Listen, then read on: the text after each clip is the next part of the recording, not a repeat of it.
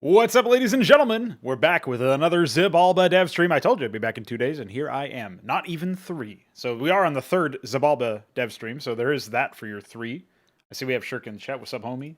Trying to think if there's anything I should plug or mention at the beginning of today's stream, but I don't really think so. There is a clip of me responding to a question from Folka that ended up taking 12 minutes of a stream.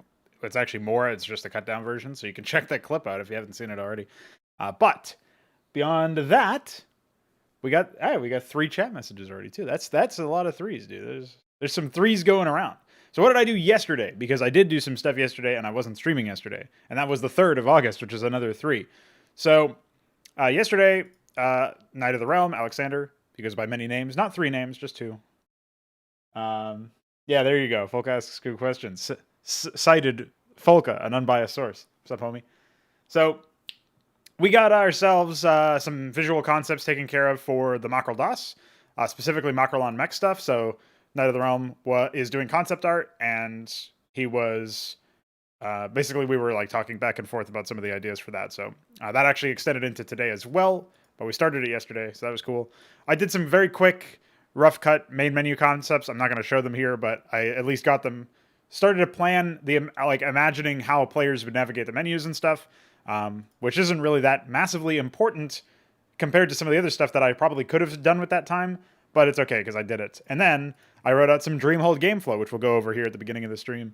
And then I updated the Psychora and Kolopo Azos, which we'll also go over in this stream.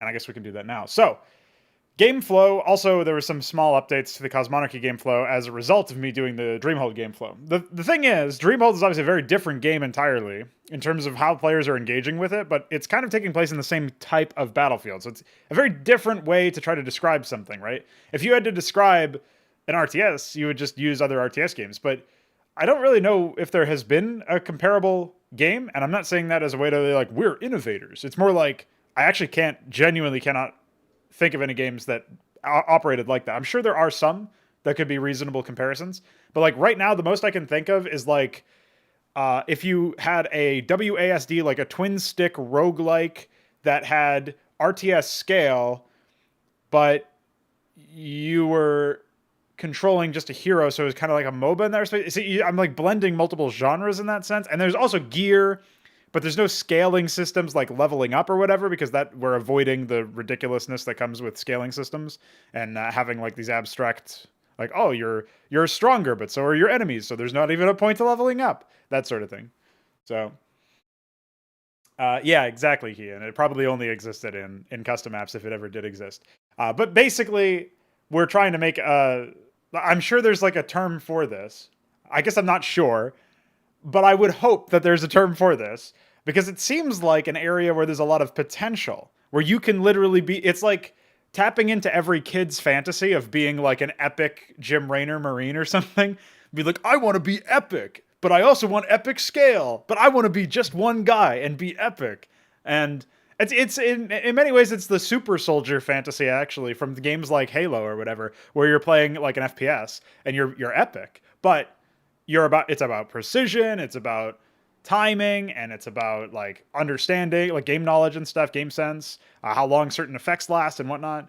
It's about all those things. Yet there's like massive scale going on. I don't know. I know that there are games, I forget what the term was, but my brother and I were trying some games recently that had like the RTS player and an FPS player, or some combination thereof. And that's kind of what we're doing here, except it's more like a roguelike / MOBA / ARPG player and an RTS player. And usually the RTS player will be AI controlled, because we're balancing it around you all playing as thespians, all playing as the heroes, if you will. So yeah, it's a bit wacky. But basically, when I was writing out the Dreamhold planning for the game flow, which is further down here, you can scroll down. It's shorter than the Cosmonarchy planning. But when I was putting stuff together for this, I realized, oh, I'm having to really break the game down from base principles, like what does the game actually have at the beginning? How does the player interact with stuff? And by doing that, I realized that I was very vague with a lot of the initial paragraph here for Cosmonarchy. And I had done that because I just assumed people knew what to expect out of some of the stuff there. So I ended up adding a little bit of padding to this paragraph, where I specifically mentioned that players are acting as commanders of regencies with expansive tech trees. They control massive armies, which are made up of individual units. And that's important to note because unfortunately some games do actually have squads, which completely take control away from the player. So you'll have like a squad of 4 units or something, or we'll say 3 because 3, a squad of 3 units, and you order one of those units to move somewhere, and all of the other ones go with it, right? Because it's all technically like, it's an abstraction, but it's all almost like one body that receives orders. But then there's like AI that like make one member take cover in some area you didn't even order him to go near, and then you can't like issue an order to that unit without issuing orders to all of the units in the squad. So it's really stupid and obviously doesn't really work, especially for something where you're trying to make individual units matter. So I had to make a distinction, a stipulation here that it's individual units with no max unit cap, which is getting at the scale here. And then I talk about units being trained from structures which are built by workers or other structures, and workers harvest resources to provide the materials necessary to construct bases and to field armies. And then I go into what was there before, basically. So it's basically just going through every base element of an RTS that we have chosen to adopt, because admittedly there are a wide variety of ways that people have tried with different mechanics. I guess there are still some things that I could be more explicit about. What's up, Shamble Man? Welcome. There are still a couple of things I could be explicit about. One of them is something Delta Cadimus, I think that's how you say his name, on the server. We have a Discord server, by the way. On the server, mentioned something to the effect of like you could have fractional returns where it's returning over time instead of all at once. So we could mention that in Cosmonarchy, you get returns all at once. And then there's some other gameplay concepts that are constants that I could probably document. I forget what the other ones were. I think it was something about like teching up or something, where not all tech is available at the beginning of the game. But whatever. That's probably not as important. Maybe I'll remember whatever my thought was that I had there. But yeah, so this has been made a little bit more explicit, and then there's some more information a little bit interspersed here. So if you haven't read this, this is the time to read this, basically, because I've updated it. The Dreamhold stuff is a bit different, because obviously the reason why it's smaller is because I actually feel like there's less moving parts to a Dreamhold map. Like, there's less things that the player themselves has to worry about. And especially if you've already read the Cosmonarchy planning, then you already know how the RTS player, the AI-controlled RTS players work, because they work exactly like commanders of regencies in Cosmonarchy. So there's not really any distinction there. Instead, what happens is, like, essentially we're almost describing like what's different from a Cosmonarchy battlefield in a Dreamhold battlefield. Like, what are the differences? In addition to going into detail about the individual mechanics of controlling a Thespian, getting gear, applying augments to gear, that sort of stuff. And trading, like getting resources and stuff. I was even thinking briefly that maybe it would make sense for Thespians to have to scavenge the corpses of units for their crowns, because it would be some abstraction where you get raw material from the corpses, which is automatically translated into crowns, like an equivalent value or whatever. That way you wouldn't have to do some stupid shit where you have to sell raw materials for money, because I always find that really annoying in games. It's just like an extra chore, basically. So you wouldn't have to do that, but that would basically be the idea. However, the problem is if you were up against a Regency that does also recycle corpses, like Rosellium or Nadarasatha or something like that, where the whole like Regency is built around making use of corpses. Thruk would be another example. I don't know about that one. That's it might still work out. There might be other ways to reclaim the lost corpse scrap, but it does feel a little bit more complicated there. I did just have the thought that, like, oh, if you kill a Rosellium unit, it just drops the scrap that it had inside it, and you can then recover it like the Thespian could then recover it. The other thing you could do, I guess, is because Thruk are throwing scrap at you, basically, they're not throwing scrap at you, but they're throwing raw materials at you, and they refill based on absorbing scrap left behind by corpses. You could actually be getting money to get hit by Thruk, which would be pretty funny. They just beat you over the head with crowns, basically. And I don't really know what you would do for the Nadarasatha. I guess that you would just harvest the corpses of the units that have been risen again when they eventually stop being risen.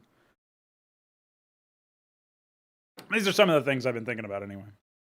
That's a bit more of a minor thing, because that's how you would get money from just getting kills. And it would necessitate that you would at least like walk over the corpse to harvest it, which is probably going to be an automatic action because there's so many enemies in the average Dreamhold run. I don't expect you to sit there and be like, oh, push the button to open up the chest, you know, or like in Diablo where you have to click on the gold to get it or whatever. Like, I never understood why that was a thing.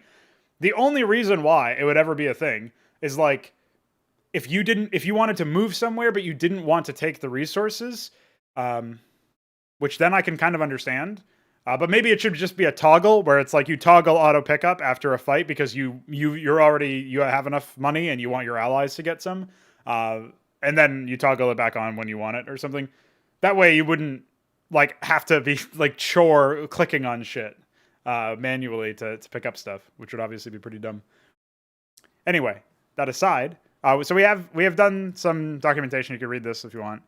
If we scroll down, though, I did update the Psychora. I still need to do one or two more paragraphs for these guys, I think. The crucial thing that came from updating the Psychora and the Kolopoazos factions, or regencies, is that I was able to come up with an idea, a complete sort of paradigm, an outline, that allows me to sketch out all future updates. And we're going to do some updates today, where I go through, like, Gatamemtr, Ruun, that sort of stuff. So I think the other one was... I actually have no idea which one the other one was. Oh, Cathethrons. So I wanted to do those three, at least. And probably do some others. Now, this outline basically is, actually, it's going through some of these defining traits.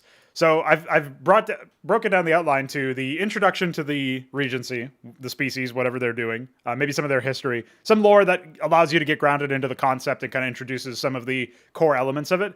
Then there'd be motivation. This might not be a separate paragraph, might be, depending on what it is. And that motivation is like, why are they here? What are they doing? Why do they do what they do? That sort of thing. So it answers those kinds of questions. Gives you some understanding of like what their collective mindset is behind integrating or interacting with the other regencies of the space. Then it would go into the defining traits. So we would essentially need some combination of paragraphs to explain the ranges that they attack from. So like what ranges do they generally operate under for their weapons? How fast they move. How much health they have and how many units they tend to field. Like, are they really swarmy or are they a little bit more like resilient? You know, some of those like defining traits that I've defined in the glossary section.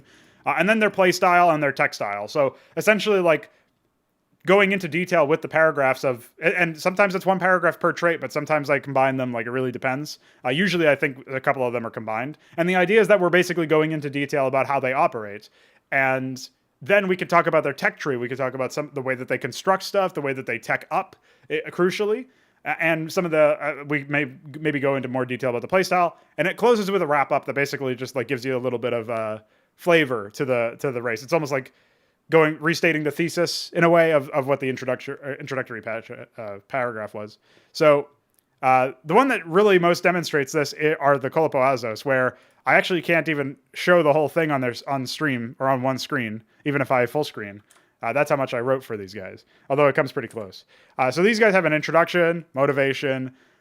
This is like some specific element of how they tech up. So obviously you play around with the order of the paragraphs, and it's not always in the same order that I just broke them down. Then we get into the manner, like describing their attacks, describing their speeds and how those are characterized.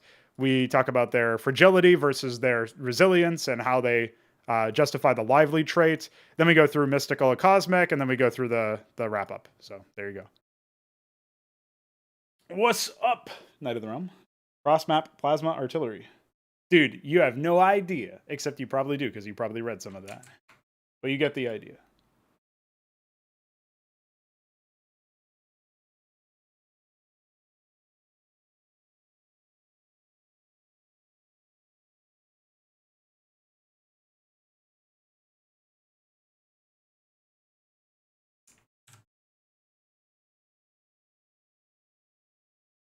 So, with this outline in mind, we will be taking that to the Catethrons, the Ruun, and the Gatamemtr today. I guess we can start with Catethrons. These guys obviously only have 3 paragraphs. We can't leave them on 3.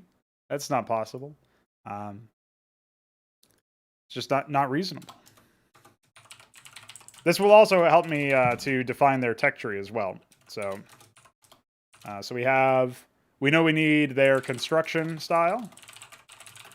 We know we need their tech progression. And we know that we need... I actually have a write-up for this as well. Yeah, we'll just copy this. All right. I guess I'll copy this for the 3 that I... Oh, I already have something for these guys. Gatamemtr I needed. Okay. So now we have that copy pasted there. So we know what we need. This is where I'll just read through this. Oh yeah, shout out to Veek for helping me out with a sort of dark mode for at least the visual stuff here. I don't know if it's that, any easier to read on stream, but if not, I apologize. It's at least not as bright, so you know. So I know that the Catethron so far, I know they have like an introductory paragraph and some sort of motivation hinted at in their opening paragraph. And then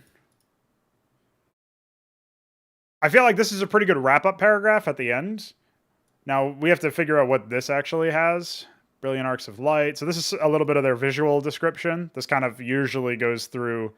I usually use the opportunity talking about some of these defining traits to also mention their visuals. And sometimes they even, depending on how established the visual language actually is, then that might be something that I dedicate an entire paragraph to separately. So we talk about like both the brilliant arcs of light aspect, but also the technology that they have. And we hint a little bit at maybe some of the mechanics that they might have, where upon destruction, some of their more powerful units are going to disorient, maybe damage some nearby creatures, so there'll be some like AoE death stuff. We do talk about... This is a little bit... I think this paragraph mostly... It does hint a little bit at movement speeds, but it doesn't tell you much about the nature of their attacks. This mostly tells me about their cosmic stuff. Their physical and cosmic stuff, maybe to a lesser extent their Imperia stuff. So this is mostly like textile stuff, I think, as well as a little bit of playstyle. We get a hint that they have the repulsion aspect. They have the ability to like essentially manipulate gravity. That's their core element. I think that's described in... yes, that's described in their opening paragraph. So that's a good way to talk about their cosmic nature and the textile, a little bit of the playstyle. So we have this. We could update this to be a little bit more clear, or we could leave it as it is and just like add on to it to describe the physical/cosmic nature. It does hint at the physical stuff where it talks about landcraft and then ships and stuff like fleets. So we kind of know that, okay, that's the element of them that's physical, that's a little bit more familiar because we've all seen fleets before in sci-fi. We've all seen tanks and stuff before in sci-fi. So we know what to expect there. So what we need now is we need to explain vigilant, which means like mid to long range attacks. Inevitable, which means that, like, again, it's kind of hinted that they're slow, but it doesn't, like, we say that they have slow and expensive Catethron fleets. That it hints at both inevitable and resilient, but it doesn't really tell you that much, like, explicitly. So this would almost be like, I think the narrative device here is like you're repeating or reinforcing the information previously. This could be a pretty good paragraph, like number 4 or something in this.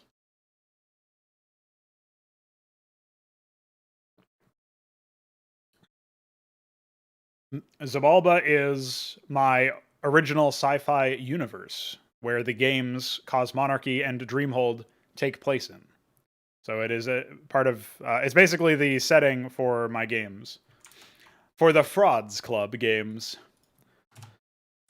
Alright, so we know we have... so we know this is wrap-up.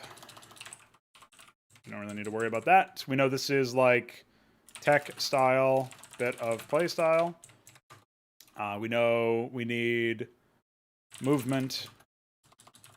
So we need attacks, movement. I'll just separate these into separate things. Movement. And then vitals. So we need paragraphs for... Well, we need mention of these. They don't have to be their own paragraphs. So... then we also are going to need to talk about their construction style, right? So, style, tech, progression. That can be its own paragraph. And we can probably drop some hints into it as time goes on. I guess before we start on those specific things, towards the bottom, we should define what those actually are going to be.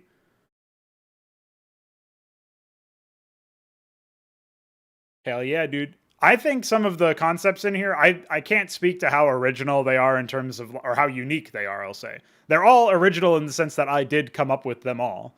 The ones that are closest to like, or like draw the most external inspiration that from a specific source that I can mention, because obviously like anything you create is in many ways a conglomeration of whatever you've brought to the table combined with all of the art that has informed your experience onto that point. So I'm not going to be able to say that like anything is truly original, but it's original in the sense that I came up with it without being able to point to one specific thing as the primary or even majority significant inspiration. Now that only doesn't ring true for like right now in their current development phase. Githrovin are pretty heavily inspired by Protoss. Orlithray are going to be given a lot of there's going to be a lot of comparisons to Zerg, but I actually feel like when I better define them, it'll be obvious where that's not where they deviate. It's just currently a lot of that stuff is in my head as opposed to on the page. So that's another thing that just needs to be updated later. I guess by definition, the Solar Throne, since they're derivative of Githrovin, have to also be considered derivative of Protoss, but I wasn't really thinking about that. And Sifi are probably going to get some comparisons to Terrans or to humans in general, but they have their own differences that ideally I'll be able to communicate pretty clearly with their, like an update to their write-up. Well, yeah, Zerg are ripped off of like Tyranids and Alien. Protoss are ripped off of like, I guess their magic is probably ripped off from like Eldar and stuff, but they're also very heavily modeled after the Predator, which is like their visual stuff. Like that, if you look at the Zealot and the hair and stuff, the dreads, they justified the dreads in lore as like nerve cords, but those were always meant to just be like, oh, check out, check out my Predator. Well, I guess Blizzard. Whew. Those are some unfortunate words, aren't they? All right. Yeah, so I'm not really worried about people drawing comparisons to other media. They're going to do that anyway because they have different experiences with media than I have. They've experienced different media than I have. So some of them are going to be like, oh, shit, that's kind of like this thing. And I'm going to be like, well, I've never seen that thing, but okay. I just have to sort of trust them. But I also feel like the more I elaborate on some of these concepts, the more like arcane they're going to feel and completely like out there in that sense. Like for anybody watching this who hasn't, I would actually recommend going to read the Kolopoazos descriptions. I can see some people will probably consider those guys derivative of like maybe I don't know this much about Warhammer 40k beyond like the stuff that's like more ubiquitous in culture, like orcs and shit. But maybe Chaos Gods will be comparable. But that's the only thing that I can imagine is comparable. Maybe some like Lovecraftian stuff. But yeah, there's probably a bunch of stuff out there that has like some elements of all of these different things. But Kolopoazos are my personal favorite regency, and they also happen to be the weirdest one currently.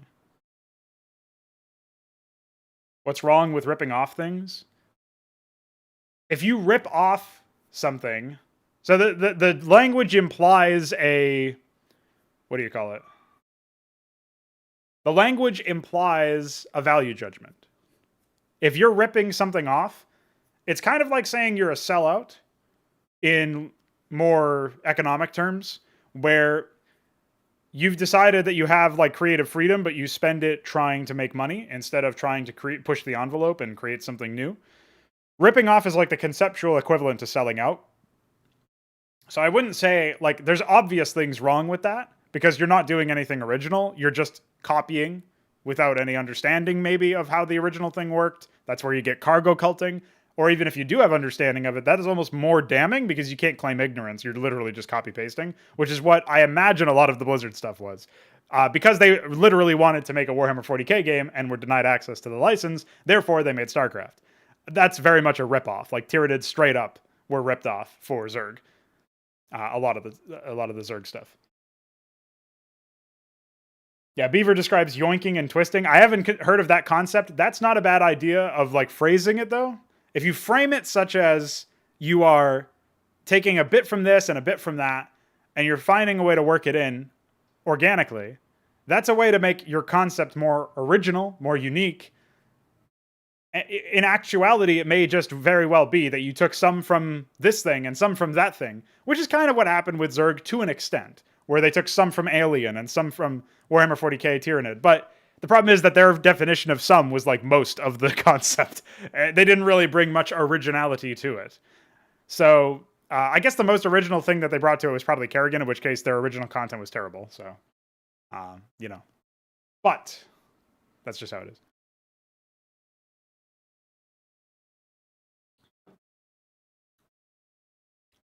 But yeah, as Shambler mentions, everything starts off inspired by something. That's pretty true.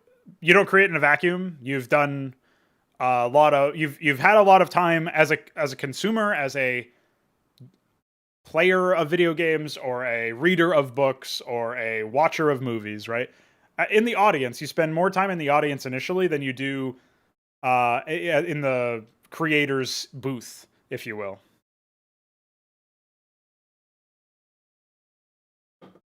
Kerrigan is just a gene stealer. Is she? I think she was the one who had genes stolen. She's the gene stolen, actually. Sup, Uncle Mods? I don't know who you are, but you got a good ass point. That's another thing. So I'm always very fond of the concept that ideas mean fucking nothing and they are useless. Or not useless, they are worthless. And not even really worthless, that's a glib way to say it. But you can have a really nice idea, and this is actually what happens in most video games I play. I find something, well, I guess I can't say most, a good portion of video games that I have played have something where you're like, oh, not a bad concept. I could see how that would work. I can't see how it does work because it doesn't work in this execution. This execution was terrible, but I can see how it could work. And that's my like writer's brain or creative mind or whatever, where I dive into something from a movie that I didn't really have a good time watching, but I saw this one thing in it. Or I play this video game for like an hour, and then I make sure to refund it on Steam afterwards because it wasn't good. But I saw this like little thing in there. I ranted, the last stream I had, I ranted about The Ascent, which is this like cyberpunk, dystopian, super sci-fi thing. And I thought there were some interesting concepts there. The problem is that I was getting like tooltipped and cutscened every 30 seconds, and the gameplay didn't really seem all that complicated, so I don't even know what the tooltips were trying to tell me. Not that I read them, because I was obviously annoyed that I was getting pop-upped, because people still haven't figured out how to tutorialize stuff. But I was like, oh, okay, well, when I can actually take a moment to look at the world, there's some interesting, compelling ideas here. I see some alien concepts that they're not explained, they're not lingered on, but they also don't look massively derivative. Like, nothing was super original, but it was at least like a distinct, what's the term, composition of alien creatures. And I was like, okay, that's interesting. And then I uninstalled and refunded. But before I had done that, I at least had some interesting aspect of it.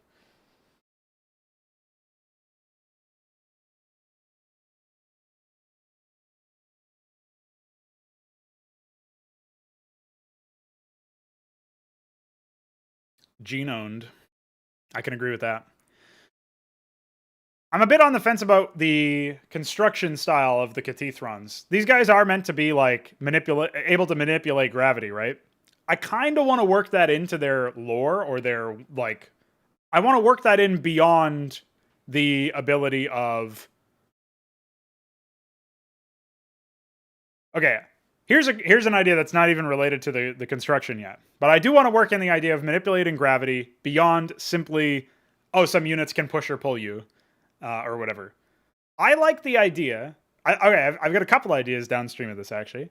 I like the idea that they would have a lot of carrier type craft from, like, if you think of like Protoss carriers from StarCraft, where instead of the interceptors being like inside the hull, they would have fighter craft that literally orbit them. So you would get these like self-contained systems of ships that would have like orbiting craft that would then like be. Maybe they would be the auto defense. There's that like Raven from StarCraft 2 has that point defense drone or something that like intercepts missiles. That they could be something that do damage to missiles as they're on the way. So they get like that as an orbiting thing. Like that could be your first introduction to the concept. And then the more you go down the line, the more orbiters they have, the more satellites they have, and you start to get like even more stuff going on there. I kind of like that idea because that would reinforce the idea that these guys have mastered gravity. What's up, Mutas doesn't? I don't know if that command worked, but hopefully it did. Yeah, Yeah, so where was I going with that? The other thing I was thinking, if they have access to gravity, these guys might have very different harvesting mechanics, or not very different, but their version of harvesting, their base harvester might be ranged. This is a conversation I had on the Discord server a little while ago. I think in Xibalba, a decent number of the regencies will harvest resources. Like, obviously, most of the basic resource harvesters are going to be ground and melee range resource harvesters, like in StarCraft with the SCV, the drone, the probe. But as you get deeper into the tech trees, you're going to have access to advanced workers. Some of these will be ground workers that can harvest from a range, which you would imagine combining, since there's not going to be a limit on how many workers can harvest from the same field beyond the spatial limits of, like, literally can't get access to this field because it's blocked off by everybody else. You'll instead have the opportunity to then deploy ranged harvesters so that when your melee harvesters are all busy there, your ranged harvesters can do it from a range and still harvest the same field. So there'll be that, like, stacked element where you can have a composition of harvesters in a way. Then there's also going to be airborne harvesters, and there will be air collision in Xibalba as well. So you won't have flyers that, like, just magic box glitch into each other or anything decolliding. So you'll see. I mean, you will to an extent, but it's not going to be the same. It's going to be like flyers on the same plane at the same elevation level will collide with each other, but like capital ships will be on the top plane and they will collide with each other, but not the light fighters and so on. So because of that air collision stuff, you'll still have a natural limitation. But I'd like the idea that maybe the Catethron start out with a ranged harvester. Maybe even a flying harvester. And I guess it would be one or the other. It wouldn't be a flying ranged harvester.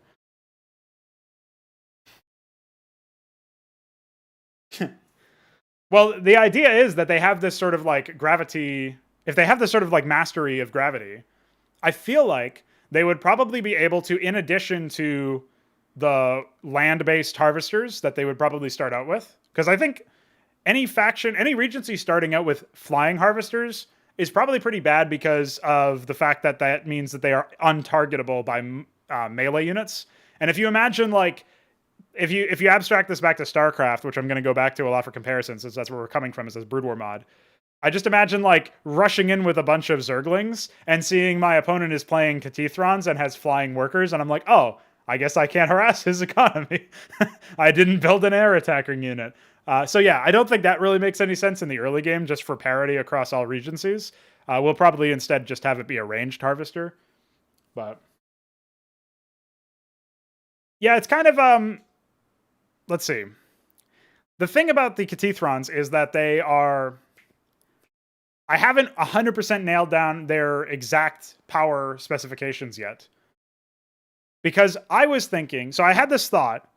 I remember there was a very memorable moment in one of those really shitty Dawn of War 2 campaigns, and they were all shitty. But I think it was the Chaos Rising one, which was the first expansion pack that came out for that game, where you had the opportunity to... there was some part where, like, a chaos... Like, a world was stuck... An entire planet was stuck in the warp, and it emerged from the warp in a solar system. And I remember thinking, that's really cool. That's a very cool moment. The idea of an entire planet manifesting out of nothing is really, like, gets me on, like, I'm really into that cosmic, like, holy shit, there's stuff we can't understand, that sort of thing. The trouble is, I know enough about planetary orbits now, and solar system orbits now, to know that that would actually just fuck everything for the whole system. And maybe that doesn't really matter for Warhammer 40k, but they didn't even talk about it in the moment. They didn't mention, like, we gotta get this operation done before the gravitational fields dispel the whole planetary system. Because holy fuck, there's gonna be a lot of far-reaching consequences to a planet of large size manifesting in the orbit of the sun. Probably, like, way beyond what we could ever have experienced. So I was thinking that... I was thinking that the idea that I came up with was, if you had a black hole can be really small and still have the same mass and gravitational forces associated with it as a planet of much larger surface area.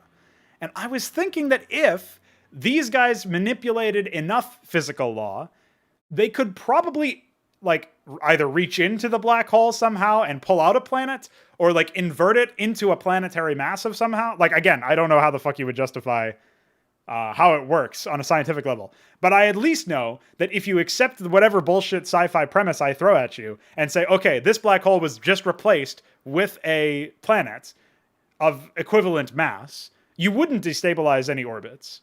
I mean, you might like impact shit that was around the black hole, but you probably wouldn't. Like, if it's tugging on stuff, if it's expressing some sort of gravitational force, and you replace it with a planet or a star of equivalent mass, you actually don't disrupt the orbits at all.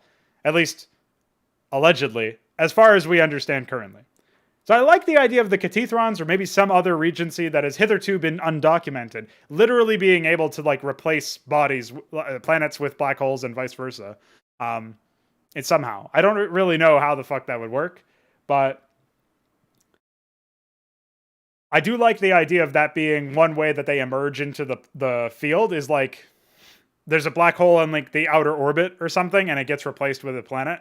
And these kinds of anomalies would be observed, and they'd be like, this, like, maybe they didn't have detection of the black hole because obviously it's really hard to see that in space. Like, there's some theory crafting of real life fan fiction, guys, that maybe Planet 9, the hypothesized Planet 9, is actually one of those primordial black holes that is really small, but still very massive enough to destabilize the orbits of like planetoids and stuff out sort of near Neptune and shit.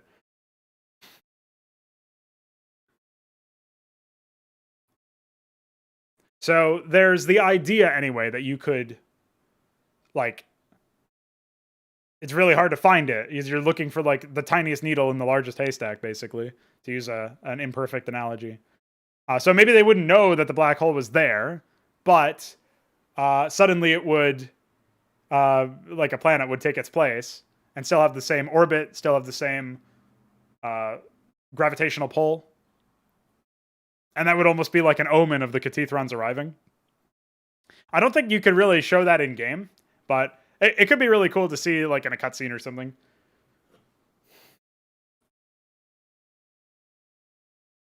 Obviously, we have a lot of like multi-dimensional entities, like the Psychora, which I talked about briefly earlier, are a case where you literally have entities that,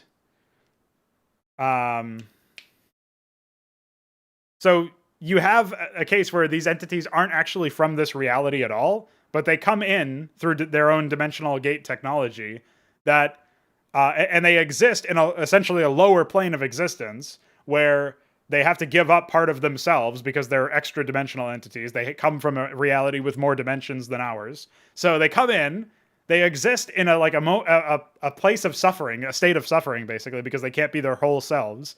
And they harvest resources that they absolutely need back home. And that's essentially why they exist.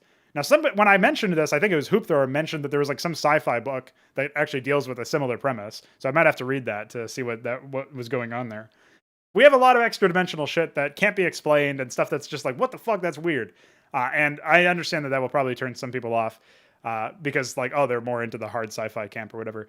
I just view like the idea more like, obviously this is very wacky, and I'm kind of using the idea that like the premise of a lot of the technology is whack insofar as I'm not even trying to explain it because I myself wouldn't be able to tell you how it works because I'm not a fucking scientist. But I do like I subscribe to the idea that humans don't understand a lot of science. And what I told UED Commander on the server was, if you think that like, if you think everything should be explicable, you might want to consider where we are now in our understanding, how much shit we don't know and may never know, and then maybe take some DMT and come back to me, homie, because there's a lot of shit you won't be able to explain with human scientific method understanding, which is not to discount the value of it, but obviously, like, if you're writing fiction, I don't see any value in sticking to what we could explain. There's a lot of stuff that you would restrict yourself from. And yeah, cosmic horror, that sort of thing. So I feel like there's a lot of value anyway in exploring stuff like that. And it also leads to some really epic ideas and like moments, if you will. I do want to earn them. I want whatever the rules are to be consistent, so it doesn't feel like an ex machina, like, oh, they were about to die, but then the Psychoran warp portal manifested suddenly and saved them. Like, that's pretty shit. I would want it to be very grounded in terms of what the capabilities were, just that we couldn't explain why it worked. We would know what it does, but we couldn't explain why or how it worked, like what the mechanistic justification of it was. But it still is consistent, because you have to be consistent for a game anyway. So it wouldn't make sense to just like this is something a lot of RTS games do, and a lot of games in general do, if you'll have noticed, is that stuff it happens in cutscenes that would never be able to happen in game, and that's almost why they're in cutscenes. But that also removes your immersion, because like a character like running full frontal fury at like I'm thinking of a lot of the Gears of War cutscenes for some reason for this, where they would just like have characters running directly into fire or directly into a line of fire, and then in game you would just get shot and killed. But against the cutscene enemies, they just like run away or something instead of like shooting back or whatever. So like, stuff like that happens all the time, where you're basically just asked to suspend your disbelief for a lot more than you should be asked to, just so that the cutscene can happen. Whereas I would want like whatever happens in game, in cutscene, whatever, to obey the same rules and not challenge the player's suspension of disbelief in that sense. If they accept the premise, which is admittedly not on solid ground science, then they can have a consistent time. That's really all I care about. So with that out of the way, I was in the middle of talking about how the Cathethrons will have ranged workers. The other thing I was thinking about is maybe they could install a sort of gravity pump that would be able to, for one, passively generate some resources, but it would be installed on resource nodes. And the other thing that this would do is increase resource regeneration. Maybe it would only do one or the other, or maybe you'd have to like get a higher tier one or something. I don't know. I keep asking Veek when his next stream is, and he's I think his sleep schedule is so fucked that he hasn't been able to do anything. But I'll let him explain that later.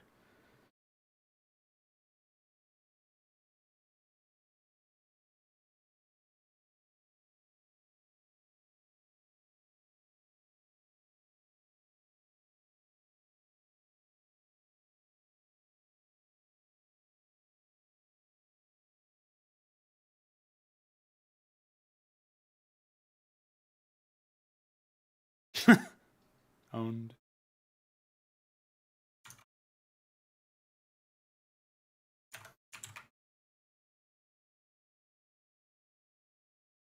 Well, they don't really have a past, present, or future. It's like if you watched The Arrival, which I actually haven't. Apparently, the species there, the alien species, don't have like time. They experience time as a flat circle or whatever that line is.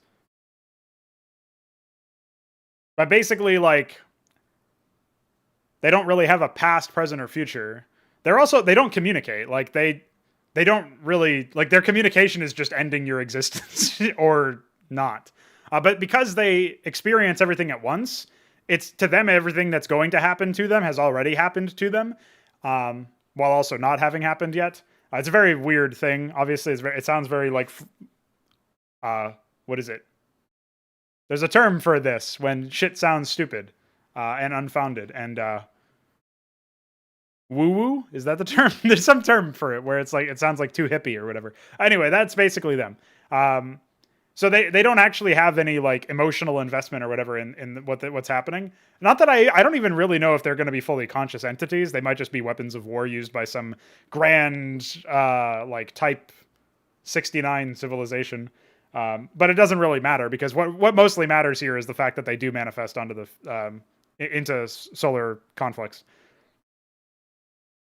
They're going to be pretty rare, which is also going to be conveniently how I explain that they are like these are this is a regency that will not be in the game for a while, even after launch.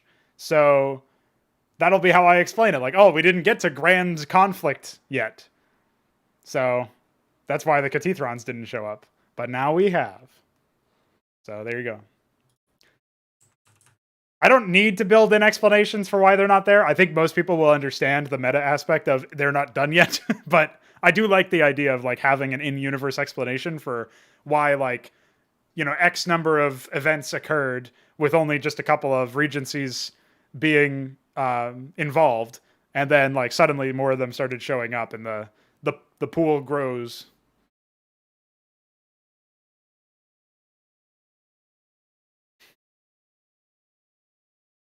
Imperiu, actually.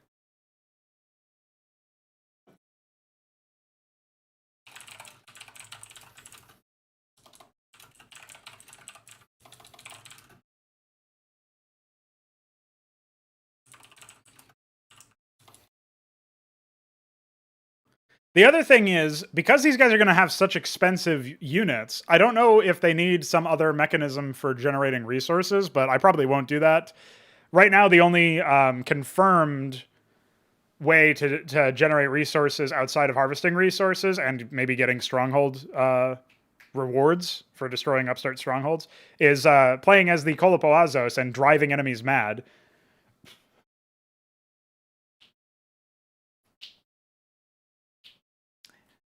Yeah, but I also don't really mind that Knight of the Realm. Actually, Sure Classic was asking about this in the Discord server, asking about having a limited scope to the campaigns.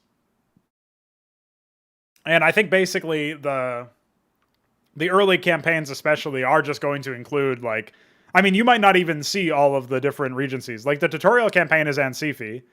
It probably won't be the only Ansifi campaign because it's meant to be a tutorial. But then you'll go into Psychora, and then you'll go into maybe like Keltar or Githroven or something. I haven't decided yet. But Ansifi will probably be like somewhere in the middle as like a nice breather of like, oh, back to the most humanoid race.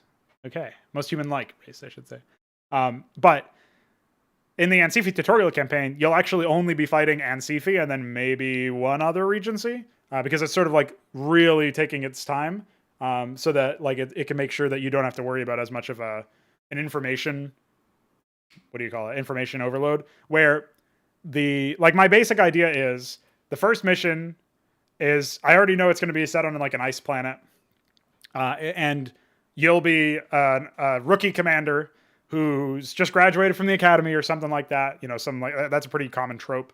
But you'll be shadowing a experienced veteran commander who has been tasked with what is on his face is a pretty simple cleanup mission where they're just going to get rid of some upstarts that have tried to rise up. And then they come to find that they've been being supplied by a rival Ansifi empire. And suddenly it becomes like, oh shit, well, that Ansifi empire has a place here as well. So it kind of turns into a proper 1 versus 1 between the grizzled veteran commander and the hostile Ansifi. And then you are there as like the shadow, where initially things are pretty low scope and there's not really much pressure. And it's like, oh, we got this under control. Just follow, like, take a look at what I'm doing. You know, figure out what you want to do to the best of your ability, that sort of thing. So you almost get this idea of like you can look at his base and you can see like what his build order is as you're training workers and stuff, and then that could be a nice introduction to the RTS mechanics while still remaining in universe and immersive, for lack of a better term, so that we don't just say use your left mouse button to select a unit. Like I'm not going to bother with that shit. So, but yeah, that's the main idea anyway, and then it evolves from that very humble beginning into, oh, this is like a 1 versus 1, and the upstarts are kind of like tipping the scale against the grizzled veterans. So if you don't help out, you will actually lose the tutorial mission, the very first mission, and that will be very embarrassing for you because you lost the tutorial idiot. But it's basically like if you do basically nothing, or you're really really bad with unit control or something. So it'll be relatively, I won't say easy, but it won't be like, you'll still have to play the game and go through the motions of playing a game, but it's not going to be like massively ballsy to the wall, like high pressure. And we're kind of scaling up in complexity, where that turns into that grizzled commander going off and like he respects you for helping him out, and he recognizes he wouldn't have been able to like lead his troops to victory if you weren't there. So then you go into another mission with him against proper Ansifi enemies, and this is a little bit more of a straightforward 2 versus 2. Where you are expected to pull a lot more weight, whereas even though he might still be technically carrying you or whatever, it's not to the same degree, and it just keeps scaling up from there into more legitimate sort of assignments. And that's how we'll tutorialize it, so that at the end, when they say like you've really come into your own as a proper commander, they mean it. And obviously, they won't be addressing you, the player. They'll be addressing you, your character, who is a protagonist who actually has lines and shit. I forgot to mention that. But you'll be following a rookie commander.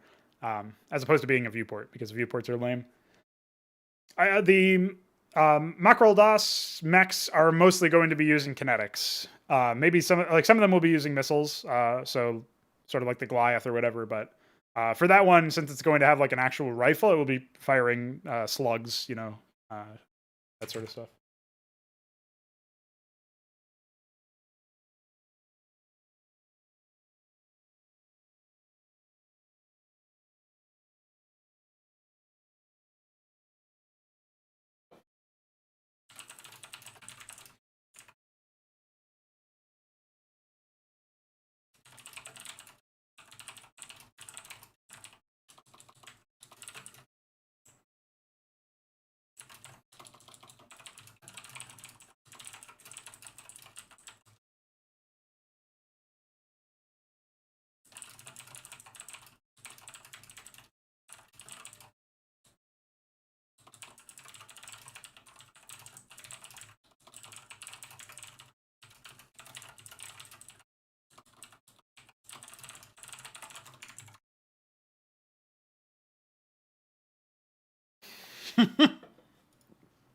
Yeah, I was already thinking like, shit, what are all these names going to be like?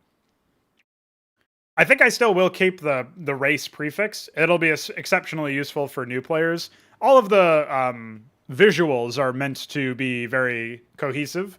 So if you see like a unit that looks like a Catethron unit or looks like an Ansifa unit, it probably is. Um, Ideally, that would be like the everything would feel like it all belongs together. The one exception is Ember Seat, but we still have to figure out a way for Ember Seat to still feel like they belong together, where maybe they're going to be characterized by like bright metal colors instead of dark metal colors or something like that, but they will still have their own flair to them because a lot of those units are going to be part of different member nations and have like different species entirely. But I like the idea of like finding some coherent, consistent sort of pillars to reflect the units. Like Alexander and I, Netherrealm and I were talking about a while back for like the Orlith Ray. I was mentioning how back then we were still considering them Zerg. I hadn't yet come up with the Xibalba concepts. But basically the idea behind it was we're going to take from Geiger art and we're basically going to try to like downstream of that. I don't really know what pillars influence Geiger's art, but what it made me think of was organic material sort of mimicking the function of mechanical structures. So it would be like if an organic like if some sort of organism had an organ or muscle or something that was attempting to replicate the utility of like of a hydraulic piston or something, or a missile salvo type thing or something crazy like that, it would actually look like it was organic material that was formed in somewhat similar shapes, and that would help the cosmic horror slash unknowable aspect of it. Like no creature would normally form like this. And then I came up separately with the idea of one creature forming a symbiosis with another creature, and that's actually how you get the creatures of the Orlith Ray, where they're actually made up of composite creatures that have been dominated by what might be considered a parasite or some sort of like virus type thing, but essentially the main concept there was that you would have that union between two organisms. The Orlith Ray description goes a little bit more into detail about that, but instead of like a unit morphing into another unit, you've got two units morphing into a third unit that is a union between them, and that's essentially how you get a lot of the organisms. And a lot of the base units themselves will also visually appear to be multiple creatures. Is the idea being that there's not only are there strength in numbers, but there's strength in combining separate organisms. And it also describes briefly the process of assimilation, which is kind of like downstream of infestation in a way, but it's literally like instead of a creature, like instead of a Terran, for example, literally being infested and having its genome changed directly, it would instead be an Ansifi or something like that being symbioted by another Orlith Ray creature, and an Orlith creature would essentially, I mean, they would pass on the Orlith Ray organism that would handle the hive mind stuff of the victim, but it would also have that element of union between two separate organisms that combine to become greater than the sum of their parts, basically.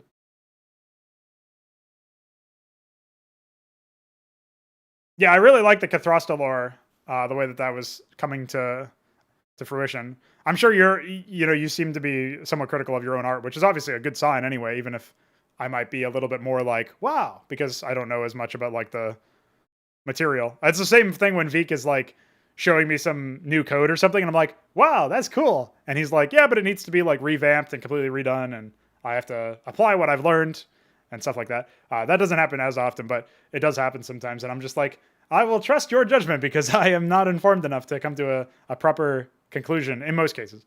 But I think that the concept, the stuff that you and I were able to sort of combine our, funnily enough, we're talking about symbiosis, combine our like ideas into something that worked out really well.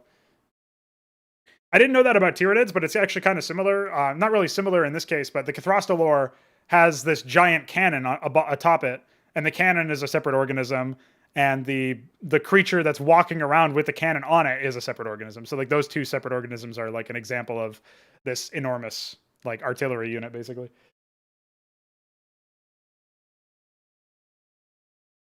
I'm not sure if the ammo will be living projectiles in all cases, but some of them probably will be. And in those cases, they will probably have some sort of parasitic element where they're sort of spreading the Orlith influence. Sup, Lucy? Welcome. You know, your Discord name is apt currently because I have not actually written much here. I know that ranged harvesters and gravity wells provide. We'll say increased regeneration rate. Increased resource regeneration rate.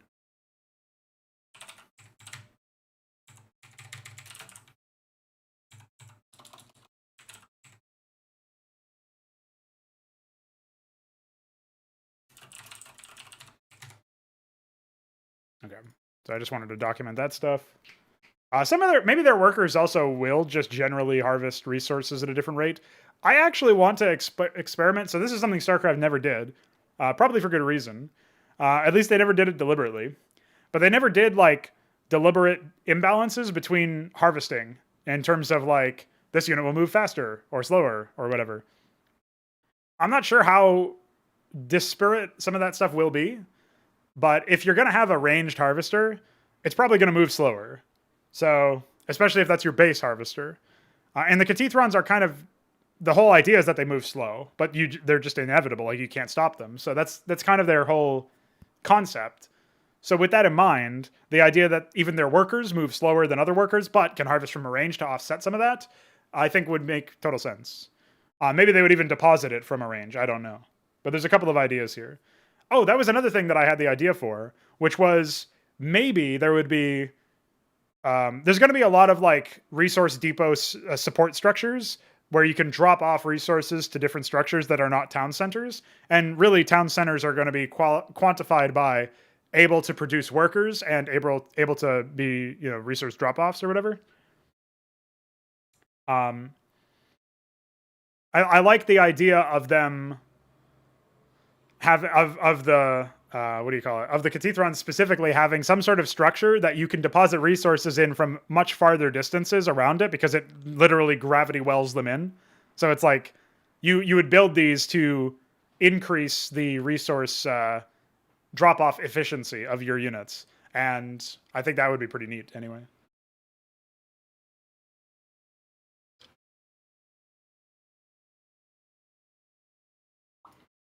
So we'll say...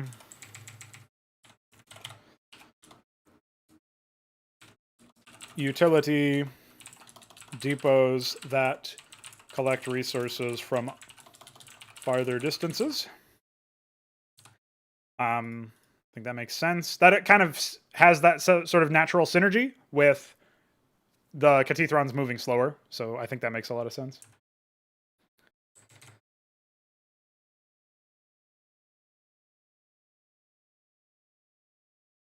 So this is kind of like, these two things are pretty specific. What is their construction style going to be? I was kind of thinking that maybe they would have some ability to drop resources off to structures that are being created to speed their construction style up, but I feel like that kind of system would be really hard to implement without it being very annoying for a player. So I don't know that I'll actually be able to do that appropriately.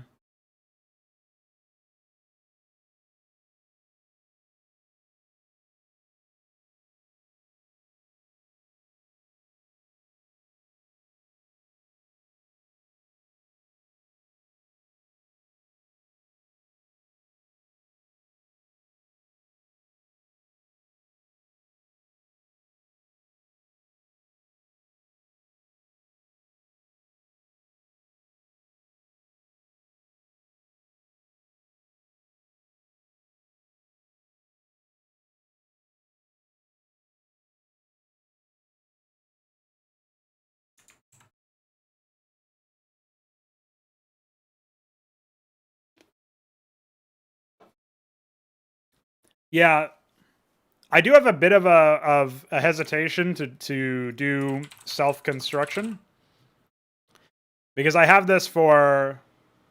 Wait, what do I? Oh, do I actually only have this listed for 2? Because I'm pretty sure I have this more. I have this for the Roselium and the Oros, but I thought I had it for the Githrovan. They must be called. It's called auto construction, which is here for the Solar Throne and the Githrovan. So that's just. I'll just redo this. So I already have 4 regencies with this.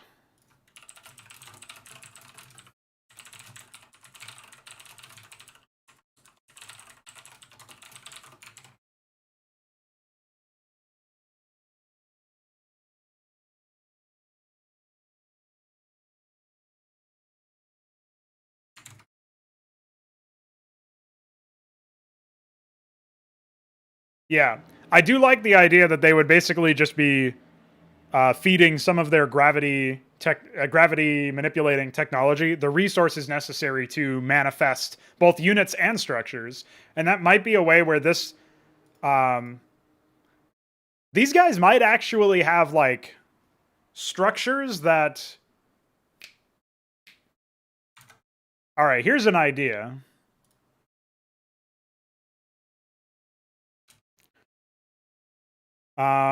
So we'll say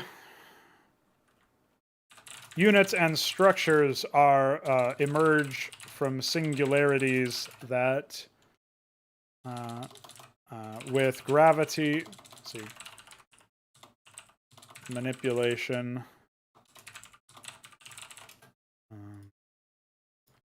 though this gravity manipulation is quite expensive. So that would be how we like justify their price. This also would allow, you know, that Protoss StarCraft 2 warp gate mechanic. I think it would be cool to make it so that the like all of the production structures are capable of warping in units in this way. But the farther away it is from the source structure, the longer it takes, which would put a natural gate on how that stuff is put together, I think. So I think that could make a lot of sense actually for this particular, like cementing it as far as the RTS playstyle goes, because we're trying to make a union, right, of the lore, the backstory, the technology, the thematics. We're trying to take those and marry it to sensible RTS mechanics that aren't going to create massive imbalances, where there is a push and pull, but will still create unique experiences. So I think we can start. The good thing about the weirder regencies, barring the Psychora, which are going to be added as part of a launch, they're going to be on launch. I have a lot of time to conceptualize what the weirder ones will do to make sure that they don't feel gimmicked compared to other ones, where they still have the same base mechanics. This is another conversation we had yesterday on the server, was does it make sense to completely change certain mechanics? And I think like certain ones have to be the same. Like resource harvesting has to be instant for all regencies, because that controls like literal timings of like how soon you can start spending your money. And if that's like changed for 1 or 2 regencies, it feels very much like a gimmick, and you have to relearn a lot of things just to use that regency. I think it would be like in CS:GO. This is like an analogy I'll go to in this case, where a map comes in to matchmaking, but it plays very differently than all other maps. And so on top of having to learn it, you also have to have completely different play styles, and that's going to naturally create a divergence in play time, in queue times, and in the number of people who are interested in that. Because the people who are interested in that will probably not be interested in also playing the other style of maps. Just like the people who are interested in Cathethrons and the way, or any sort of gimmicked regency, we could say, would not be necessarily interested in playing the other regencies. And I don't need everybody to play every regency, but I wouldn't want somebody to be discouraged from playing other regencies because the core mechanics of how the RTS work are different when you play that regency. So the trouble is like figuring out what constitutes a core mechanic. In my mind, like the way resources are added to your cache are definitely a core mechanic. And I think like workers having to return harvested resources to structures is also a core mechanic. But there's a lot of leeway in that particular realm where you can have ranged workers, you can have ranged depots like that can pick it up from a range. You can have airborne workers in that sense. You can have airborne depots that can like hover over otherwise inaccessible resource nodes. As long as there's still that thing, then I think it's totally fine.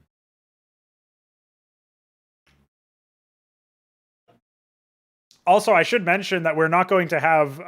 This is going to be a challenging one, but I'm not currently expecting to have a minimum distance required for town centers and resource depots because I do think that is a gimmick.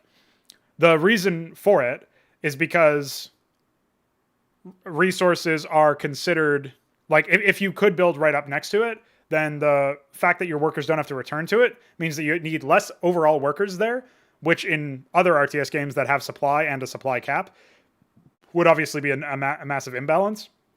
It also means that you like there's a couple of things there. It's mostly efficiency and number of workers required, and I don't think that's nearly as much of an issue with the way that I'm approaching resources. I think instead we'll have unbuildable terrain surrounding a lot of resource nodes, and then there will be some cases which will naturally lend towards higher yield, lower harassable, like less harassable bases where you don't have unbuildable terrain by the resources, which means you can just plop your structure right there. The other thing this will facilitate is a lot more sprawling bases where you don't have to worry about that, like, I think it's like 6 tiles or something, or four or five, 6 tiles, something like that, of a radius around the structure, around the resource node where you can't place a depot. You won't have to worry about that because you can place the depot wherever, but you have to consider what is the actual optimal place for my structure. Maybe I need more than one. Maybe I need a lot more than one just to get optimal mining out of this. And that's where it is a high yield base because there's a lot of resources, but it's also something where I need to invest a lot more to get the most bang for my buck. And that element, I think, is really nice from a mechanical standpoint because it encourages game sense and it encourages an understanding of how the resource harvesting functions instead of just blindly denying you the ability to have viable but wacky resource placements and also having the opportunity to, as a player, build a better understanding of that. So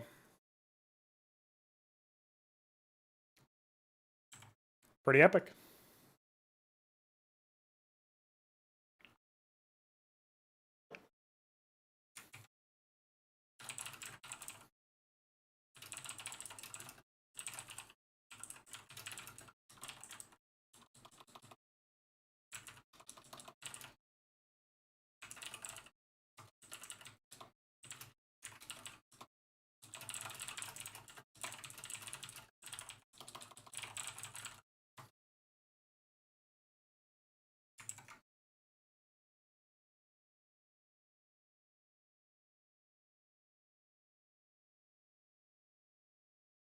Okay. So we've talked about that. We know that they're going to be self-construction. I think it will be structure. We'll say single structure self-construction. This is going to be a little bit different. So single structure means that it's coming from a structure. And that means that the town center will basically warp in a structure. Single structure means multiple structures can't aid in the same structure's creation. But because it's self-construction, it also means that multiple, like, your structure doesn't need to just, like, what is the term? Your structure doesn't need to channel. It is like if a Nexus created a pylon instead of a probe. So stuff like that. Catethron tech progression. How do we want to handle that?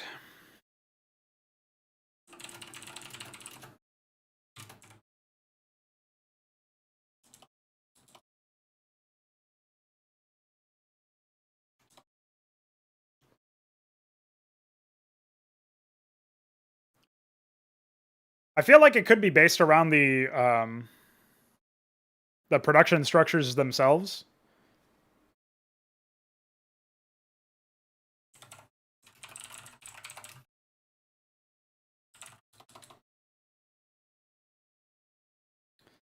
Increased build times the farther away the source structure is. I'll say build times based on distance between source structure and new structure.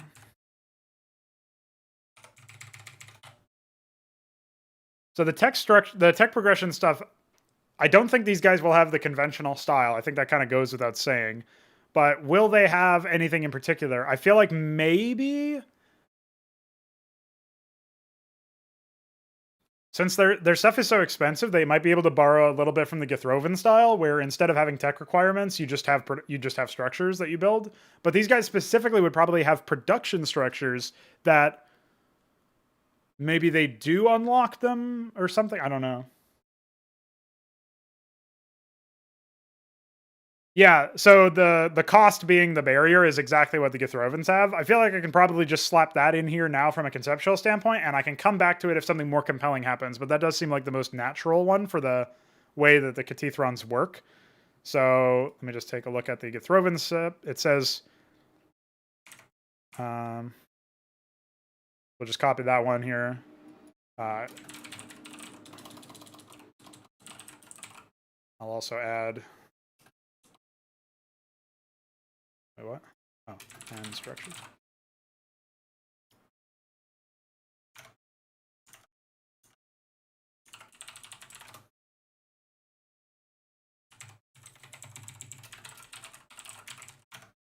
Makes sense to me.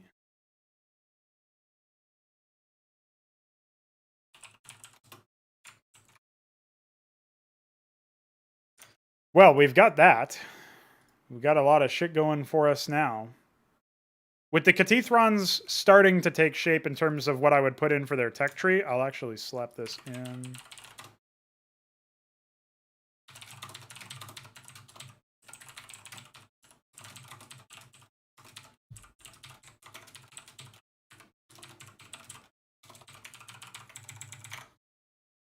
So...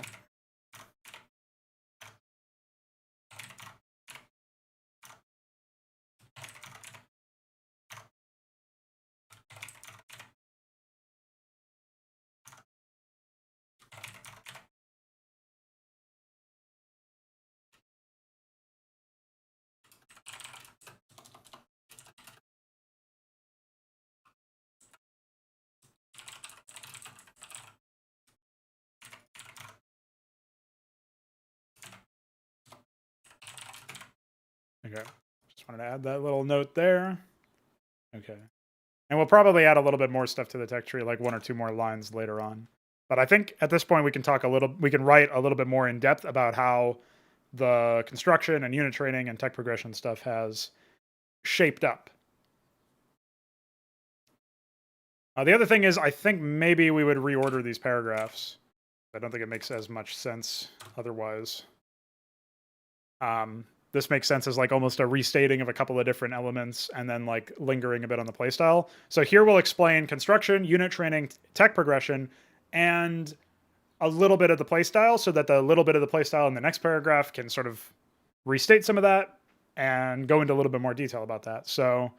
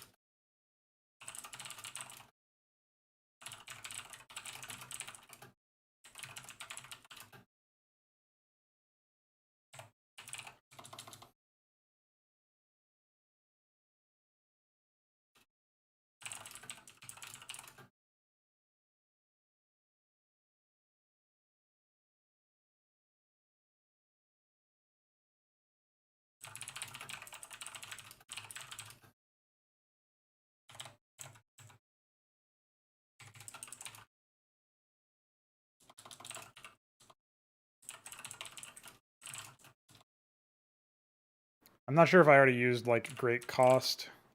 No, okay.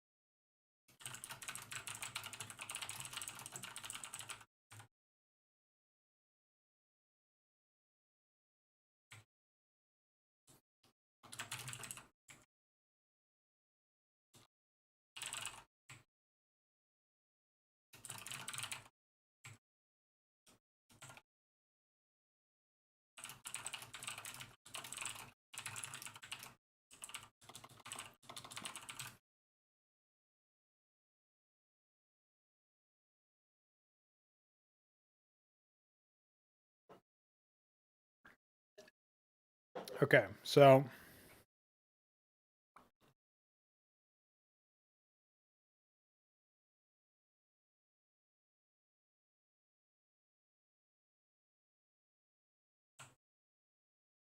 I usually start a lot of these paragraphs off with a decent number of tropes and shit, and then just work to make them a little bit better over time.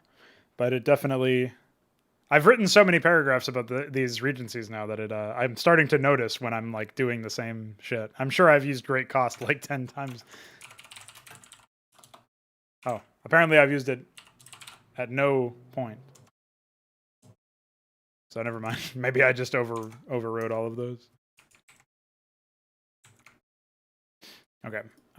So we talked about the construction style and unit training, actually.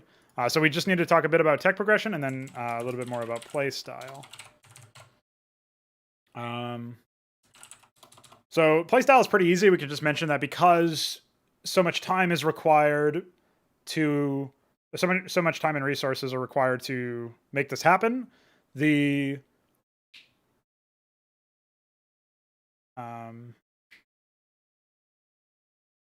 Catethron's naturally, I wouldn't say turtle, but they play a little bit more conservatively and tend to attack in mass or whatever. So stuff like that would be useful here.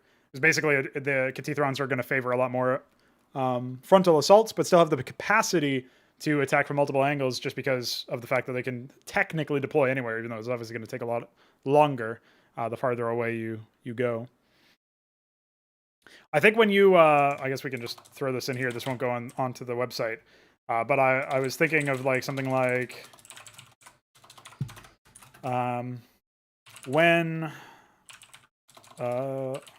attempting to warp in. Okay, I guess we'll say when placing a unit or structure, show the time to warp near the outline wireframe.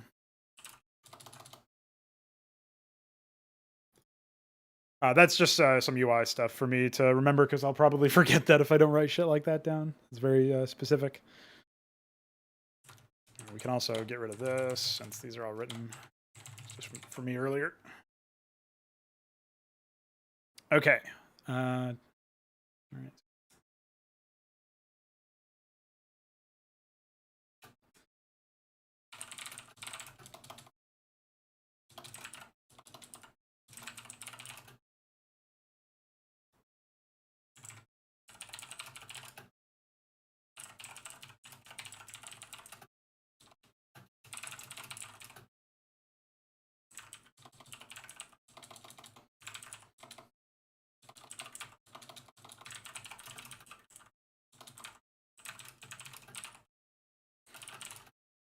We'll say they often...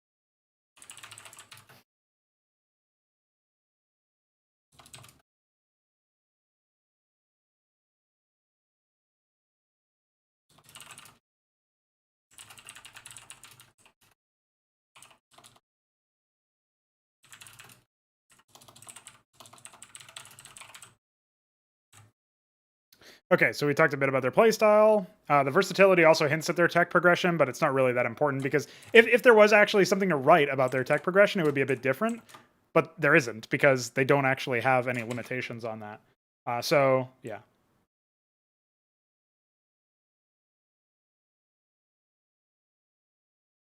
think that makes sense.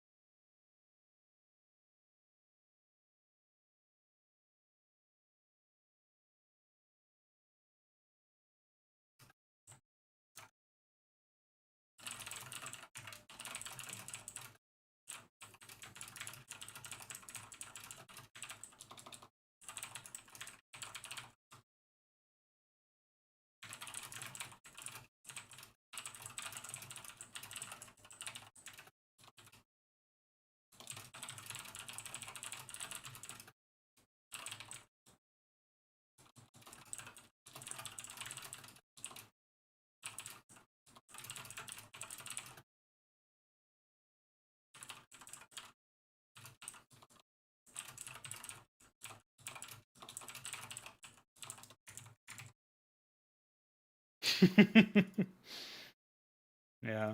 See, Lucy knows. All right. Catethron attacks. Jeez. So just like the rest of their armies being slow moving, they're also going to be pretty slow attacking. So I think we can combine attacks and movement. We might even be able to get away with it, combining the vitals into one paragraph as well, which would make the number of paragraphs here pretty slim, but still have it be chock full of information that's relevant. But we'll see. I know we want longer range attacks, slow movement, high resilience, right? So these three aspects can probably be summed up quite well. And then again, as I think of more concepts to work in here, we can get through the rest of them. So we'll say, I really like the pocket singularities stuff. That's, I can already imagine how this regency would actually look in game. It's just, I wish it was possible for me to just like AI brain translate my like thoughts into concept art, or I guess even better, fucking like fully fledged 3D models that can be converted to sprite sheets. But it's never that easy.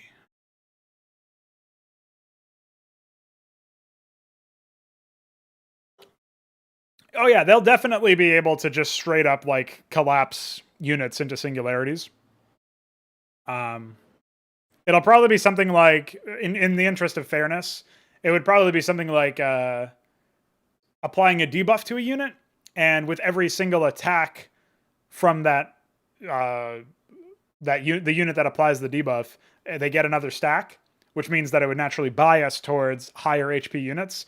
And the number of stacks would determine how many, how long the singularity lasts, and maybe how big it is. So you would get that element of it, and then maybe the singularity could actually be increased in size over time if it and duration or whatever if it devours enough things, but would also decrease over time. It would be pretty short-lived, but it would be very powerful stuff. I'm not exactly sure how I would balance that out, but I do like the idea of having some really otherworldly shit going on here. I kind of liked the idea from just a conceptual standpoint of mutually assured destruction methods of initiating a draw. This is actually kind of taken from a gameplay concept. This is taken from chess, where if you can't win, you might try to force the hand of your opponent by going into a situation where neither of you win. And I was thinking, if I wanted to go down that route, Catethrons could just collapse the planet that they're on into a black hole, which would eat them, but also their enemy. And like Ansifi could like thermo nuke the whole surface or something. You know, like there's a ton of things that you could do for each individual faction or regency.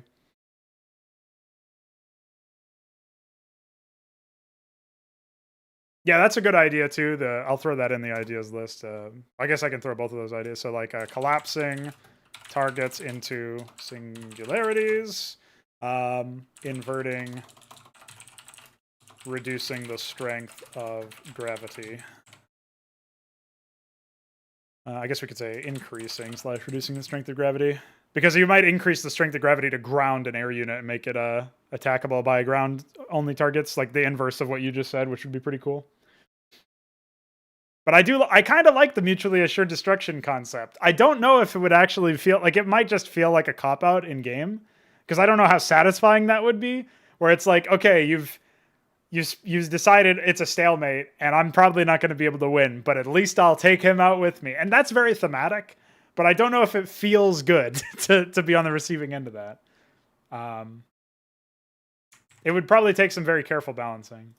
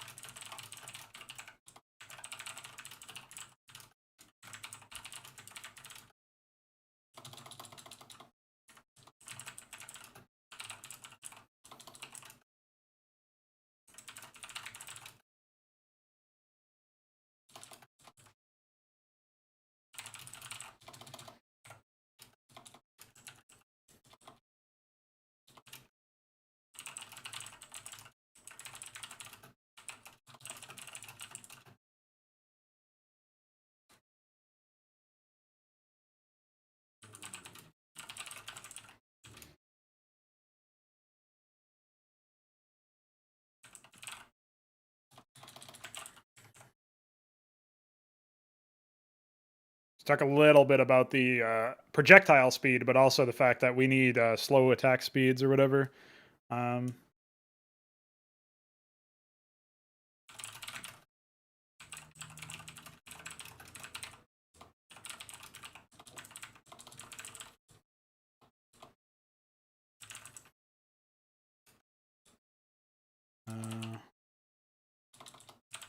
guess we'll just say missiles is like a... I don't want to say kinetics, but I guess missiles kind of count as kinetics, so I don't know. We'll just say projectiles again, even though I don't like that tautology. Evade Catethron projectiles. Can breathe easy for a moment as Imperious.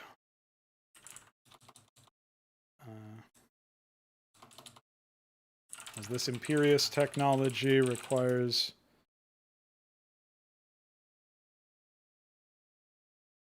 time between volleys.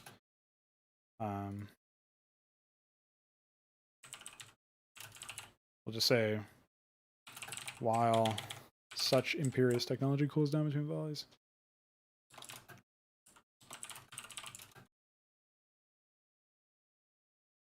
Sup, Gusty? We'll have single player, multiplayer, player versus player, co-op versus AI, all sorts of stuff. There's going to be a campaign for each of the planned 20 regencies. Right now we only have documentation for 17, and I'm working on one of them.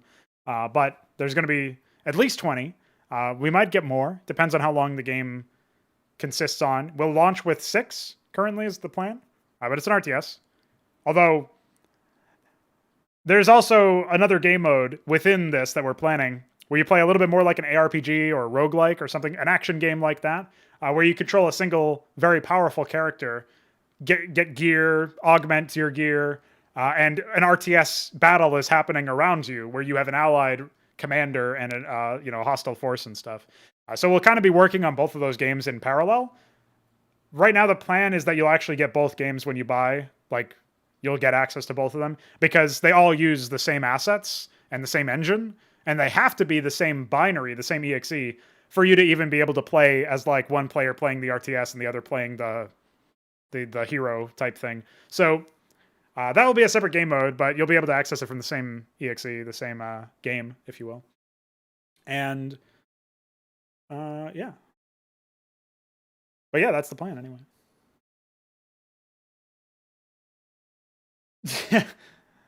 Yeah, well, Knight of the Realm, that's kind of what I mean. Like, draws, the chess style draw or whatever, usually happens because of misplays. Or, like, somebody has the lead but can't capitalize on it and finish the game out. And then there's basically... The attractive aspect of it from a game design perspective is that even if you're losing, there's something to work towards. Even if you don't think you can win, even if the odds are stacked against you, there's something for you to do. You don't have to immediately GG out and just say go next. Just because you like lost one army or something. If you can defend long enough for higher tier technology, maybe that can be your way back into the game. If it really feels like it's hopeless, you still have something to do, which is try to achieve mutually assured destruction. So I'm not 100% sure if I'll be able to approach that. But I won't lie. There is an element of rule of cool here where a gravity focused race that literally pulls its units and structures out of a singularity in order to generate military and stuff. Also just decides, oh, we're not able to actually save this planet. So let's just black hole it, dude. Let's just collapse it. And then they start like generating enough of those structures or something, whatever would be required for that. I don't actually know how I would make that because it's almost, I don't know if it's a mini game, but it's almost like a sub-objective. Maybe that's another reason why it's so compelling to me as a concept. Again, I'm not saying I'm going to go for it because I do think it would have some far-reaching implications, but I really like the idea, and this is another reason why upstarts exist, is that even in PvP games, you'll have these like objectives that are a little bit more targeted than just defeat your enemy. Of course, defeat your enemy is also kind of reductionist because it's also scout your enemy and see what he's building. Find a way to counter his composition. Take map control. You know, there's all these sub-objectives that naturally exist, but having a little bit more formalized stuff sometimes can be really interesting where it's like, okay, in addition to scouting, I also have to like clear out the neutral hostile stuff near me that might pose a threat and attack me if I leave them for too long. And then there's also the idea of just jumping through a lot of those hoops in general.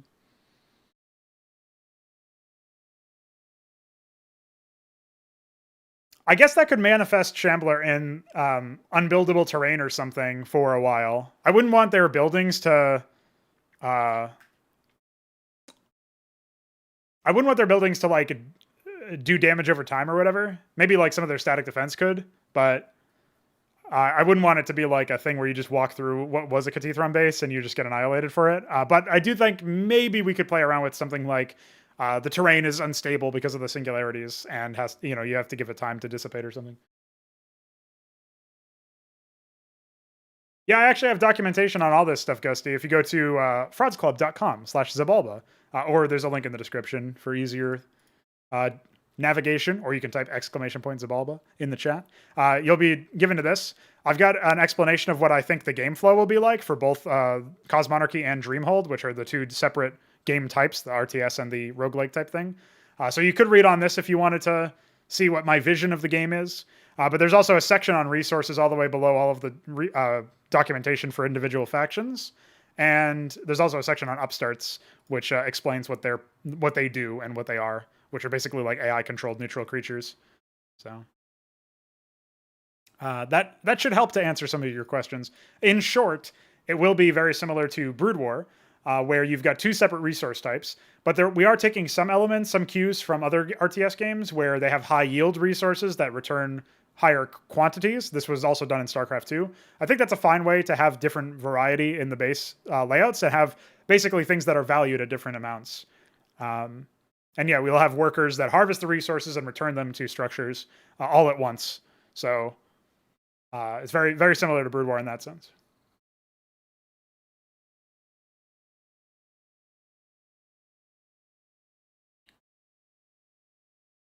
Add the Geiger counter to the UI. Could you imagine? Maybe there should be like a mutant. I don't think mutants, like there's a lot of room for like concepts that don't really seem like you could explore an entire regency around, like mutants or something, like radiated mutants, that you could probably use for upstarts, because they're meant to be like smaller. I like how I'm saying this. Upstarts will probably have relatively similar unit counts to something like in Brood War, where you have like 15 units or something. That's probably what an upstart will have, maybe 15, 20, maybe a little bit more. Whereas the average regency is going to have 100 units, 40, 50 structures, way more of an expansive tech tree, 10 tiers of tech, that sort of stuff. So we got a lot of work ahead of us. It's pretty funny. Like when Night of the Realm, when you said earlier you were doing concept art, you were saying like, oh yeah, I probably have to figure out a faster way to do these because there's going to be 2,000 units. I was like, oh yeah, there is going to be 2,000 units. That's pretty crazy. But you know.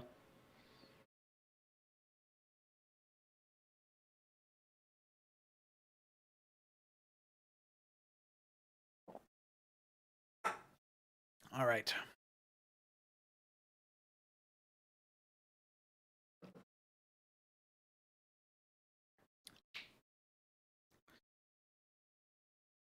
But should they be struck?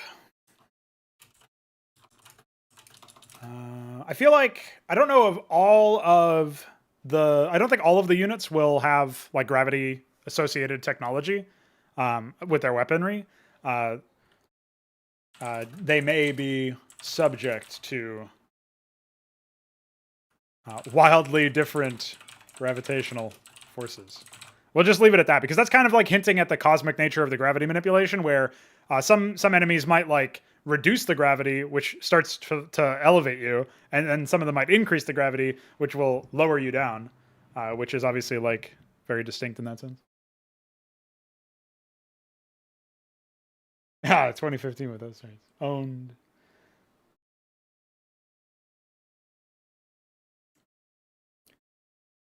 Yeah.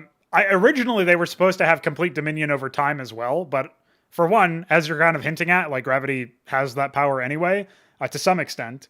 And for another, I felt like it would be a little bit different. Like I can build an entire regency around just the manipulation of gravity alone. I don't really need time, like explicit time mastery as well. I can sort of just play around with whatever gravity lets me. I don't think I need to overload conceptually a faction that much. So, but the idea of like manipulating time or whatever, and thus time, I'll just add that there. That's a pretty reasonable thought to think about anyway. I'm not sure how it would be. I would want to make sure that it's not super gimmicky, but I was planning on doing something like this for the Psychora. It's not time explicitly, but the idea is that when like they have these fields that projectiles can pass through to gain speed or to gain damage and like impact basically. Maybe area of effect as well, depending on how powerful the fields or how many fields they pass through. And so that would basically allow you to offset the fact that they attack really fast, but their individual attacks are not very impactful. You would be able to use these positional fields where you would set these up as like utility units in front of your army, and their artillery passes through them, excuse me, and it gets like more damage and stuff.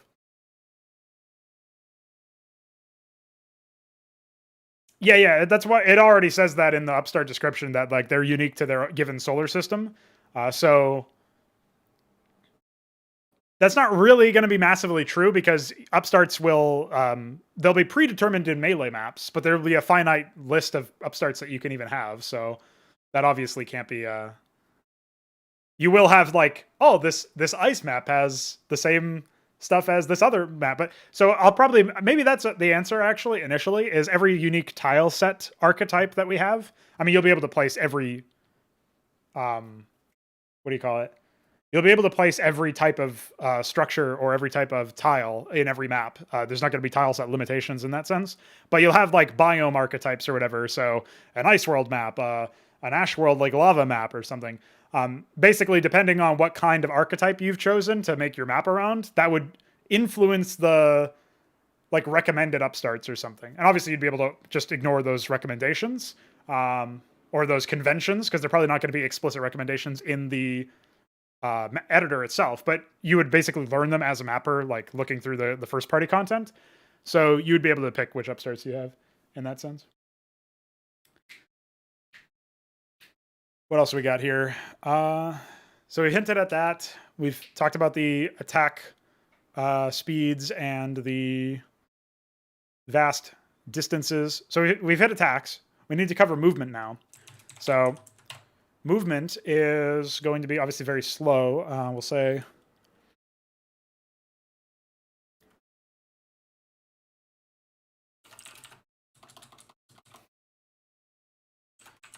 sabotaging and in some cases trapping their victims is, we'll say,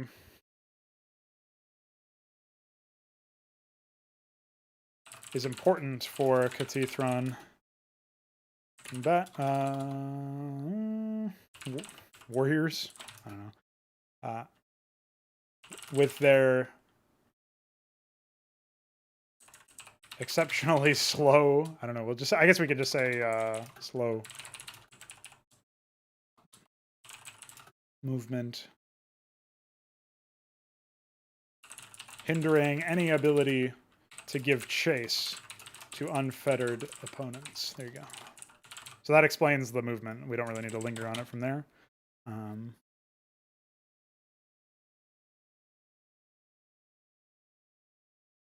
Yeah, I haven't given much thought to the UI of the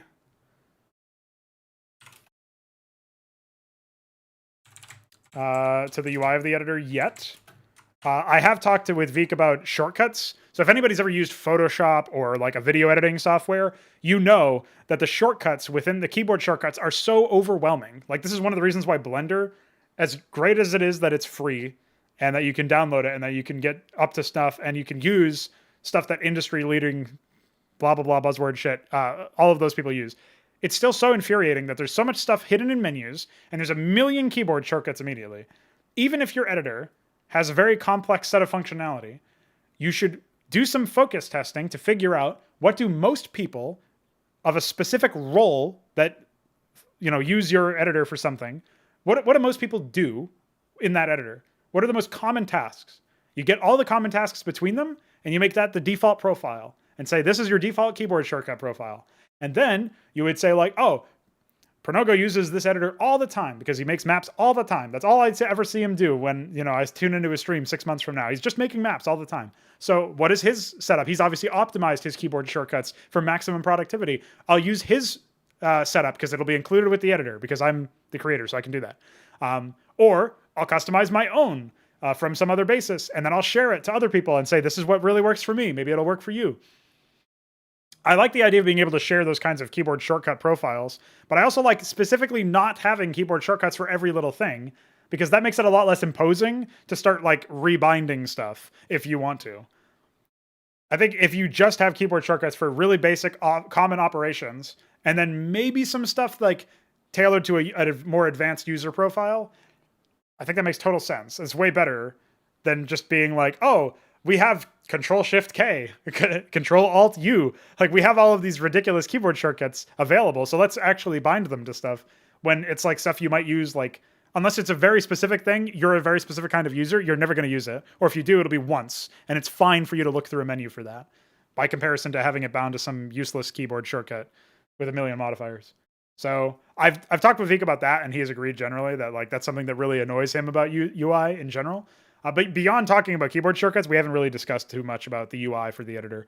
I do know, though, I do want it to be very customizable insofar as, I mean, I even want the in-game HUD to be customizable. I want you to be able to move the minimap anywhere you want. And we'll have like presets for the UI based on, there will be presets based on your screen resolution. And then there's going to be presets based on like, do you have an ultra wide monitor or something? We'll need somebody who actually uses an ultra wide monitor to like focus test some stuff for that. And we'll also look at like other examples of ultra wide resolutions or whatever, but we'll support that out of the box. And then you can just customize it to your own liking if it's not like form fit. I'd far prefer to get like consistently usable basic settings. And then for the people who actually have a problem, they go into the options menu and they solve their problem, giving them the opportunity to solve the problem, the functionality. And that includes for the editor. So if you want to segregate your tiles, maybe they're sorted by type initially.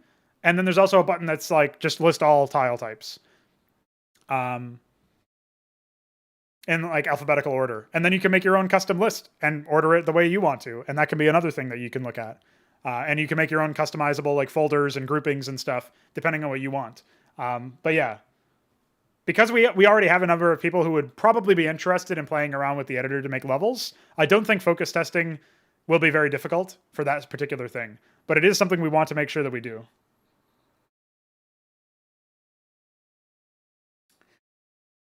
No, ultra wide is like absurd. If we look at ultra wide resolutions, we'll see like this is ultra wide. These really, really wide monitors. Some of them are curved. Most of them are straight. I don't really know why the ones are curved, to be honest, but it's stuff like this. It's not very common, but it's common enough that we would want to be able to support it out of the box, especially since it won't take that long to figure out. If it was something that would take forever, then I would probably just wait for some user to make it themselves and then like say, okay, this checks out with other people who say that this works for them, so I'll make it a default. Because unlike AAA development studios, who for some reason have the audacity to release dysfunctional products and then not actually use user-made fixes for them, if somebody just comes up with something better than what I have, or something something we don't have that actually does function, I'll just be like, okay, thanks. If they don't mind me using it and making it a default, which I imagine they probably won't, perfect. So there you go. All right, so I was going to talk about the fact that they're resilient. We'll say when the battles come to the Catethrons themselves, however, they're durable. What's the term for? I guess.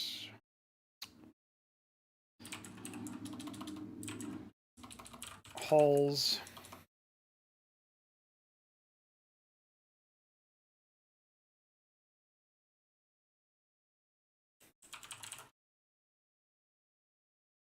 Well, okay, we'll drop the expensive here again. They're expensive, durable hulls. Dispense with small arms fire and make frontal assaults foolhardy. Okay. All right, I think we've figured out some Catethron stuff here. So I will go ahead and slap this in. And then I'll use the bathroom, and then we'll go on to some other stuff, which will hopefully go a little bit faster now that I'm warmed up.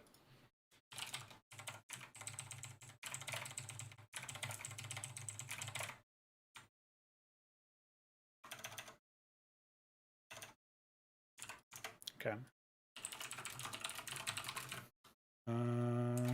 Update Catethron.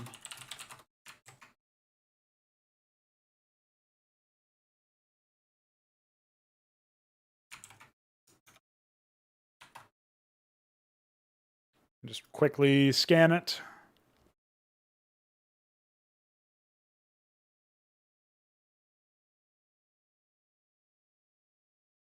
I don't think I touched on these at all because they weren't necessary.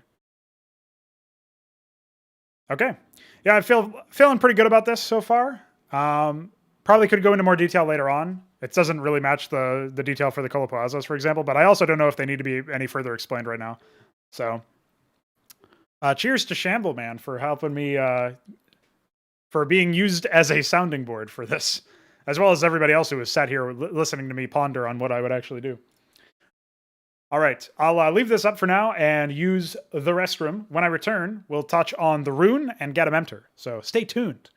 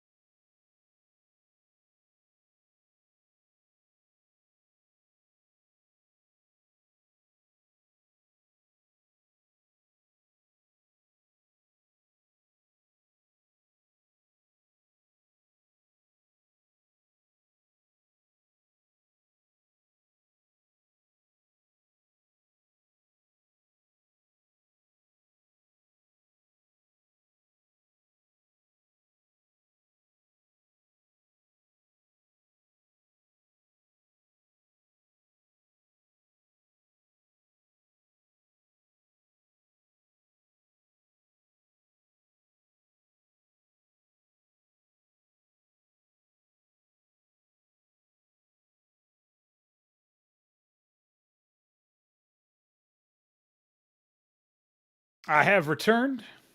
Sup, homies? Sup, James? I don't know who that is, but may they rest in peace. Assuming they've died.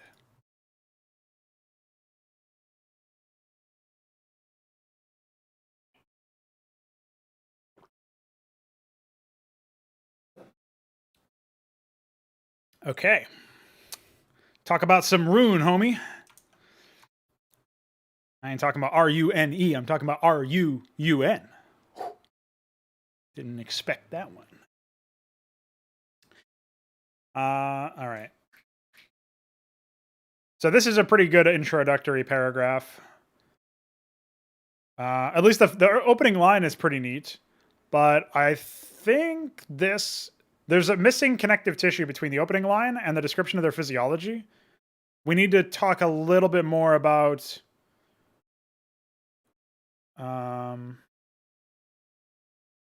I think the technology stuff can segue into the motivation with well, I guess this is kind of their motivation, isn't it? Yeah, okay. We have introduction, motivation, technology. I don't know if the technology needs to predate the motivation. I think the technology can be down here a little bit. So we can swap the order of these, the second and third one. And we need some connective tissue in the first paragraph to better explain their origin, or maybe a little bit more about like why it's evident that they did not engineer themselves. I just go straight into talking about their physiology, but it doesn't really cover like why that is, basically. So.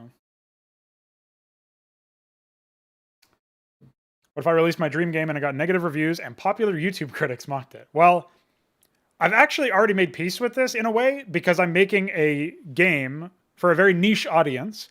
Not only is it in the RTS genre primarily, which is a fairly niche audience, it's also very skill-based. The whole idea is that it's skill testing. The whole idea is that I'm making a game that I myself am going to be bad at and need to improve my own skill and thus improve as a human being in an abstract sense in order to actually be better.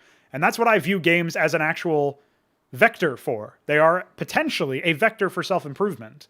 And that is what I want my game to have, is I want it to be a very rich science fiction setting. I want it to have compelling stories and epic moments in the narratives. And I want it to have this self-improvement focus that allows players in general to learn and improve, master some crafts, and defeat their opponents as a way to show how far they've come. That's going to be evident in the single-player content, where you are going to have to play the game in very similar methods to how you play in multiplayer against real human beings. You're going to have to play using the same principles in order to claim victory. And as a result of having to do all of these things, in order to even pass the tutorial, let alone the more difficult campaigns as it progresses, and let alone what you have to do to find success in multiplayer, I am fully at peace with the fact that this is going to be a niche product. However, that doesn't mean that it won't be financially viable, that it won't be commercially acclaimed or critically acclaimed. I don't really care if people don't like it because they are not interested in that self-improvement vector, because they have some other method of self-improvement. They don't need games for that, and they view games a little bit more like toys, a little bit more like passive entertainment. Those kinds of people are probably more inclined to go towards heavy narrative games. Unfortunately for them, there haven't really been any good heavy narrative games. Maybe some of the walking simulators out there that I have not personally played because it's so far removed from what I would actually want might have some of those things, and some puzzle games might also, but they're so far removed from what I want as using games as a vector for improvement that I don't really see much value in my own experience being applied to them. I would probably be coming at it from the perspective that games are meant to challenge you in a very visceral sense, where you're actually challenged to play the game instead of being challenged to solve a puzzle or confront a narrative that maybe is challenging the same way a movie narrative is challenging. So I would be coming at it from a different perspective. It just wouldn't be useful. It would be a mismatch in that sense. Doesn't necessarily mean that they're like objectively bad, but that they are objectively not. If you were assigning the value system of somebody who wants games to challenge them in a visceral sense, they would be failures in that. They're also not trying to be that usually. So that's kind of neither here nor there.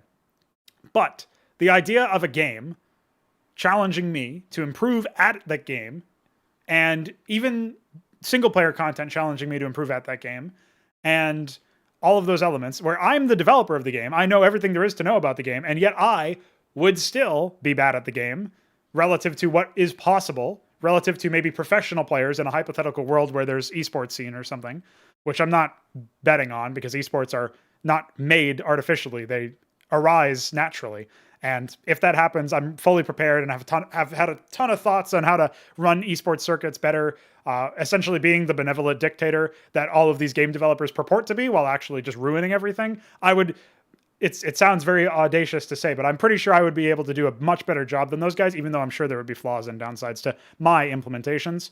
I also wouldn't stifle other people's ability to run tournaments that are completely different with completely different rules. But I have some vision for how mine would work. And that's assuming it would get there. And I'm not assuming it would get there, but for the thought experiment I have.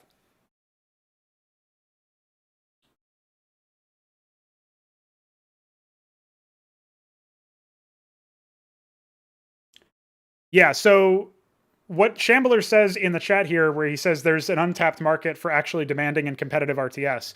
I think there's an untapped market for demanding and competitive games. And by that, I mean games that compete for your time as a player and do challenge you to improve. And the reason why it's untapped is because so few games have even tried to do that or done that inadvertently. Brood War is an example of a game that did that inadvertently, but again, only under some very explicit constraints where you can only compete in a competitive session of 1 versus 1 because the game is not balanced for 2v2. It's not even technically balanced for 1v1. There's a ton of imbalances and a ton of useless units, but through achieving some twisted sort of reverse engineered balance through map design with broken ramps and RNG and all the other nonsense, you still get the opportunity to have some sort of competitive discipline built around the game. And that can be built from the game. It can rise up again naturally from the game, even though in this case it's not really natural in the same sense that you might think. But it's natural in the sense that the developer didn't foresee it and didn't try to engineer it. It was accidental, incidental, you could say. So as a result of that, you have a game with a rich competitive history. And that's the game, like the only RTS for my money, that really has challenged people to improve and been competitive at every step of the way well, it's not every step of the way, but been competitive more often than not in terms of its 1v1 scene. And it's made a lot of concessions to achieve that. It's not really earned it in the most natural way. It's like the gameplay equivalent of a narrative that doesn't earn its epic moment. It has its epic moment, and in the moment you're maybe blown away by the presentation quality, but in retrospect it loses a lot of grandeur, and you just look at it as a very flawed element, as a standout moment in a very flawed narrative, a flawed piece.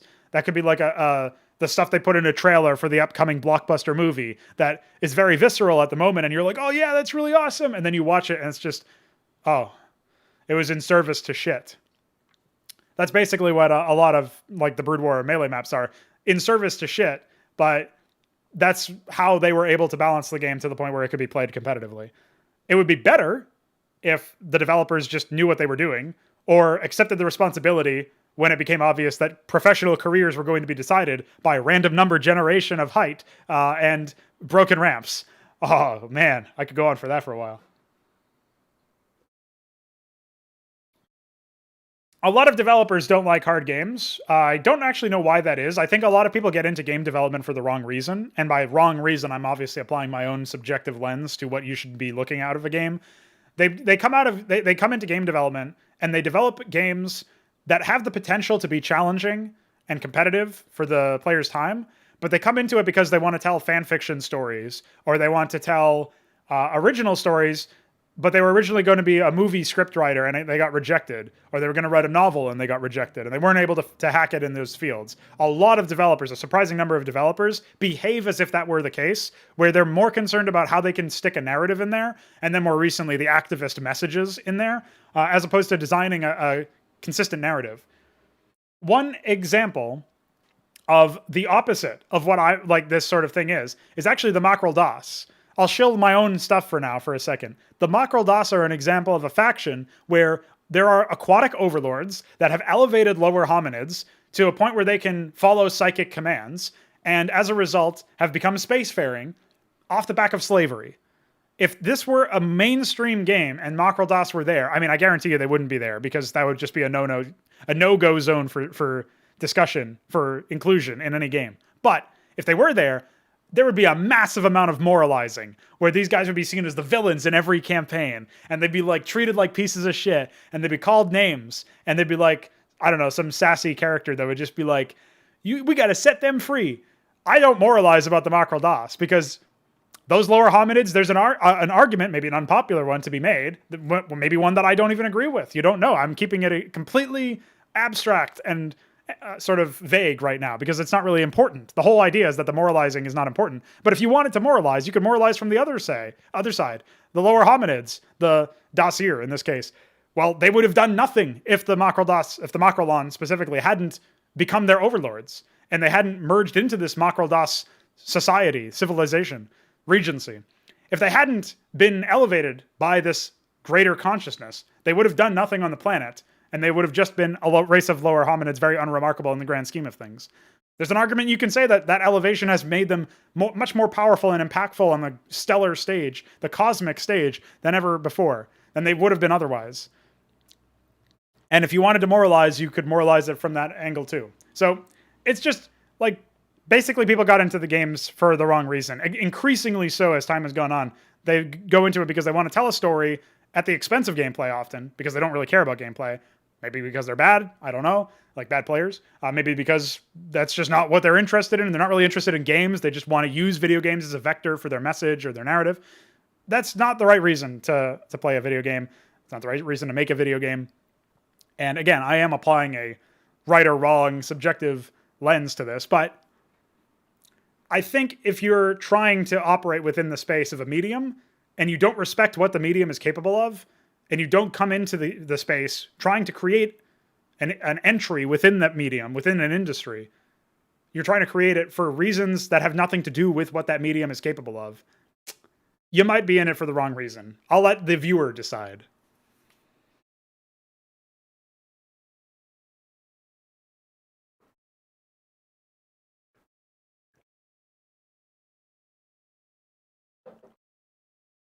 Yeah, Witcher 3 seems to be really overloaded with cutscenes, unfortunately.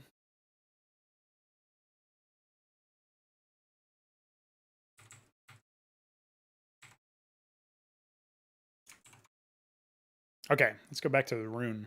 Where was I even going with that? I think there was something that I was going to say. Oh, yeah. Popular YouTube critics mocking it. So, yeah, just to put a pin in that. I actually don't think it's really that big of a deal if people don't like the game because I'm designing it for a niche audience.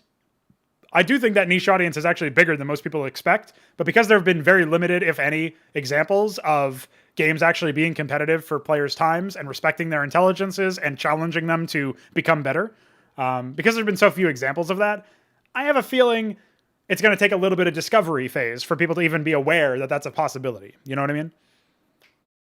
So, as far as people not liking the game or mocking the game or whatever, I'm not really sure what they would mock. I mean, it's very obvious that effort has gone into the creation of the setting, and it will be very obvious that care was taken for the visuals and the audio and all of the components.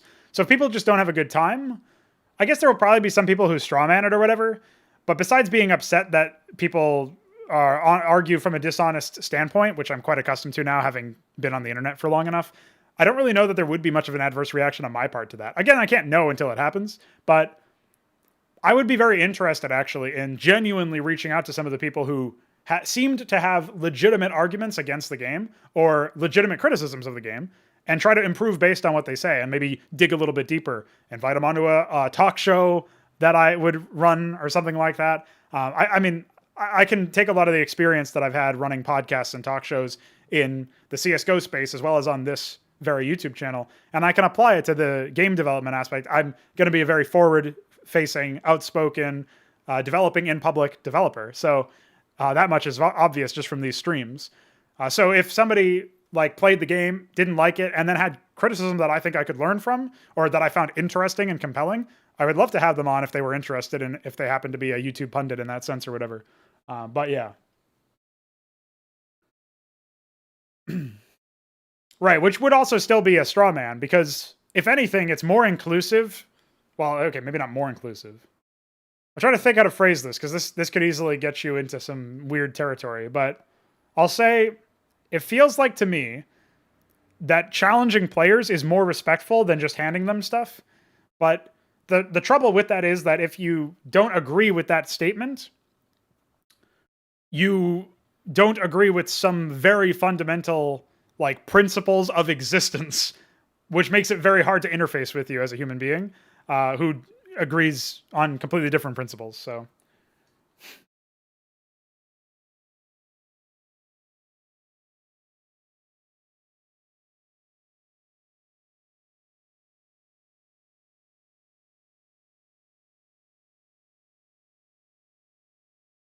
selection boxes not being perfect circles. Oh, collision boxes. So I do want collision that is not just a box. Yeah, I want collision boxes that are like rectangles instead of squares,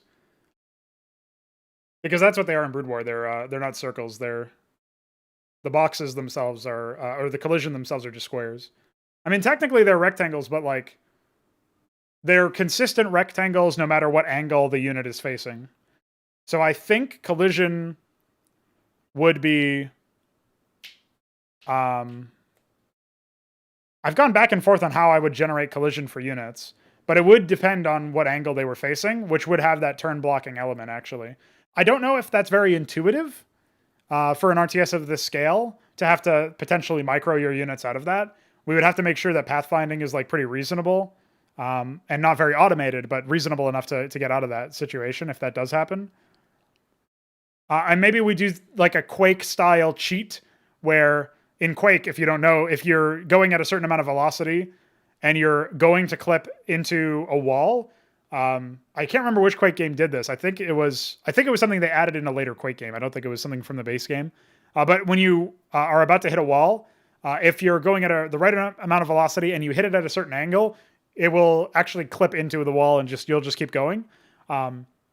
We might have to have some sort of like little cheat to push you in that sense. I wouldn't really want to operate in that abstract space though, from a mechanical standpoint of something as foundational as pathfinding. So I don't actually know. I would have to weigh the pros and cons. But I do want frame, like angle specific collision for sure. Oh, okay. Apparently it was in Quake 1, according to James. So maybe that's true. I just know it was something that was in one Quake game or another, and I remember seeing it because what's that game called? The robot game. I can't believe BattleBots or something. No, what is it?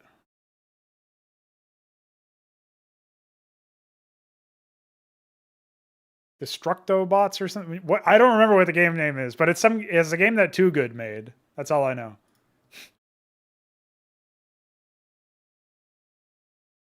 It's like a Quake clone that's redone in a cartoony art style. And it was like flavor of the month flash in the pan for a while. I don't know what it's doing now. I think it was only on the Epic Games Store. Diabolical, that's what it is. There you go. I just had to look it up real quick. I knew it had something about bots in it. Destructo bots. That's not quite it, but you know. What else we got here? Talking about Ruun. My voice is kind of shot. Probably need to go get some more water. I should have done that earlier. Oh well. We'll tough it out for now. They did not engineer themselves.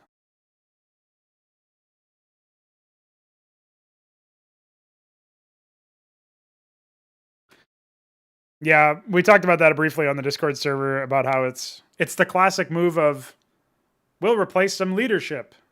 Meanwhile, we'll do nothing to change the actual culture of our company. Which maybe it was top down, certainly enabled by the people at the top. But it's not going to change just because the top change. There needs to be more obvious changes for something like that to happen.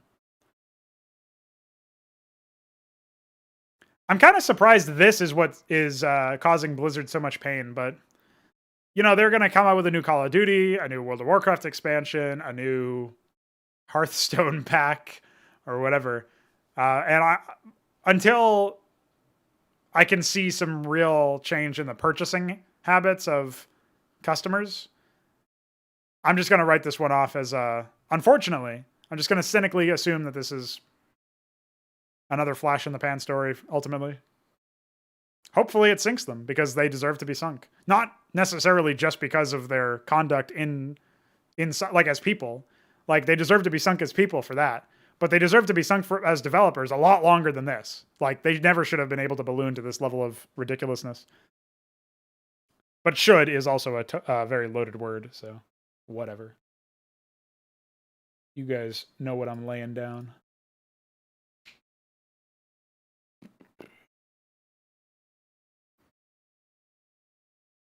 I know that there was some sort of single structure construction. Who else has this?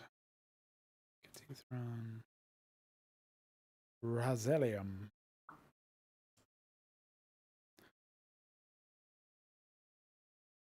Oh, I guess Psychora, it's not self-construction, so this is actually the one that I was thinking of. Okay. Channeling a rift. The McDonald's of video games. Yeah, they also own that King developer, which is like the mobile developer behind Candy Crush and shit. So they really are McDonald's. That merger was also really unfortunate because it gave a lot of apologists a really easy way to say, but Blizzard used to be good before they merged with Activision, and Activision is bringing them down.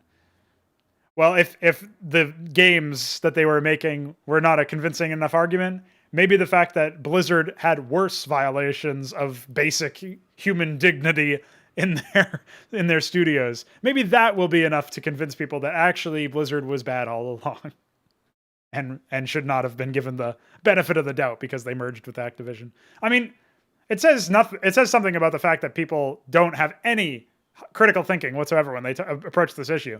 That it's painted as if Blizzard are somehow like wronged by merging with Activision, and like they are good guys that were victims or something because now they're merged with Activision, and ever since then shit's been going wrong. They fucking chose to merge. Like they could have said no to the money. It's literally their prerogative to say we're going to merge with Activision. I mean, I don't know what other forces of market forces may have been at play at the time, but if you're telling me that Activision's merger with Blizzard was when Blizzard started going downhill and was a real slap in the dick for them. Oh man, they're fucked now. They chose to do it. You got to hold them responsible for their own decisions, surely. But no, you never really have to, because I got to renew my World of Warcraft subscription so I can grind more gold. Those Chinese farmers can't take it all. Oh, yeah, pretty reasonable.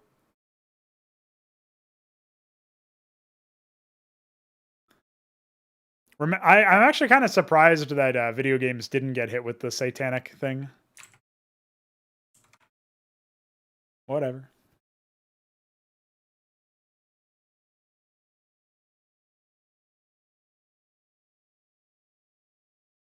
Okay, we're talking about the Ruun. We're talking about them not engineering themselves. We'll say with.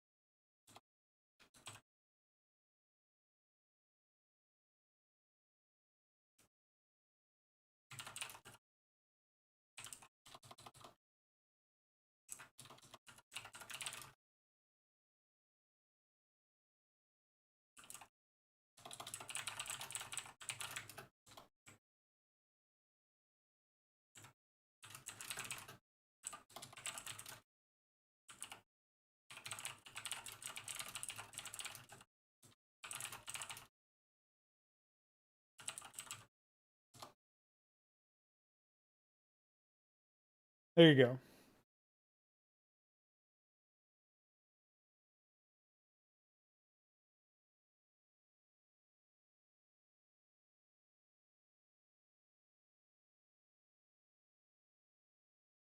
Oh, you're talking about the Ruun? Yeah, it's kind of ambiguous as to what they were created for. But so Knight of the Realm mentioned that besides their physiology, they reminded him a lot of orcs from Warhammer 40k, and I can kind of see the resemblance insofar as I mean orcs have a different version of technology that is greater than their intelligence, and it's actually exactly in line with their intelligence. It's just, to my knowledge, it works because they believe in it, as opposed to it being like in this, it's more somehow Ruun are able to generate this technology, even though like they basically their psychology and behavior and conduct throughout the universe doesn't really match up with how advanced they are technologically speaking, and that's the real like sort of, I guess you could say, sociologic enigma. So I guess there's also some orcs are like cybernetic or whatever, where they have those implants and stuff. Ruun metal workers, as described in the second paragraph here, do have that element where they're actually implanting weaponry and equipment inside soldiers, which is painful but effective. So they have a little bit more of like body horror associated with them because of the fact that they can shapeshift. I would imagine, for example, one of the like a berserker type melee combatant for the Ruun would probably have the ability to like its melee attacks would visibly look like it like striking an enemy and then the whatever limb it used to do that like literally relinquishing back into its torso and re-emerging as another limb. So it would almost it would be as if it only had one arm and it just kept like sucking that arm back in and then wailing on the enemy with another arm, or the same arm but as it comes out or whatever. Basically, like, it's not really. I'm not sure if I'm describing it as best as I could, but that's basically the idea. Is like they can literally just change how many limbs they have, and they're reshaping themselves in a very like body horror-esque fashion.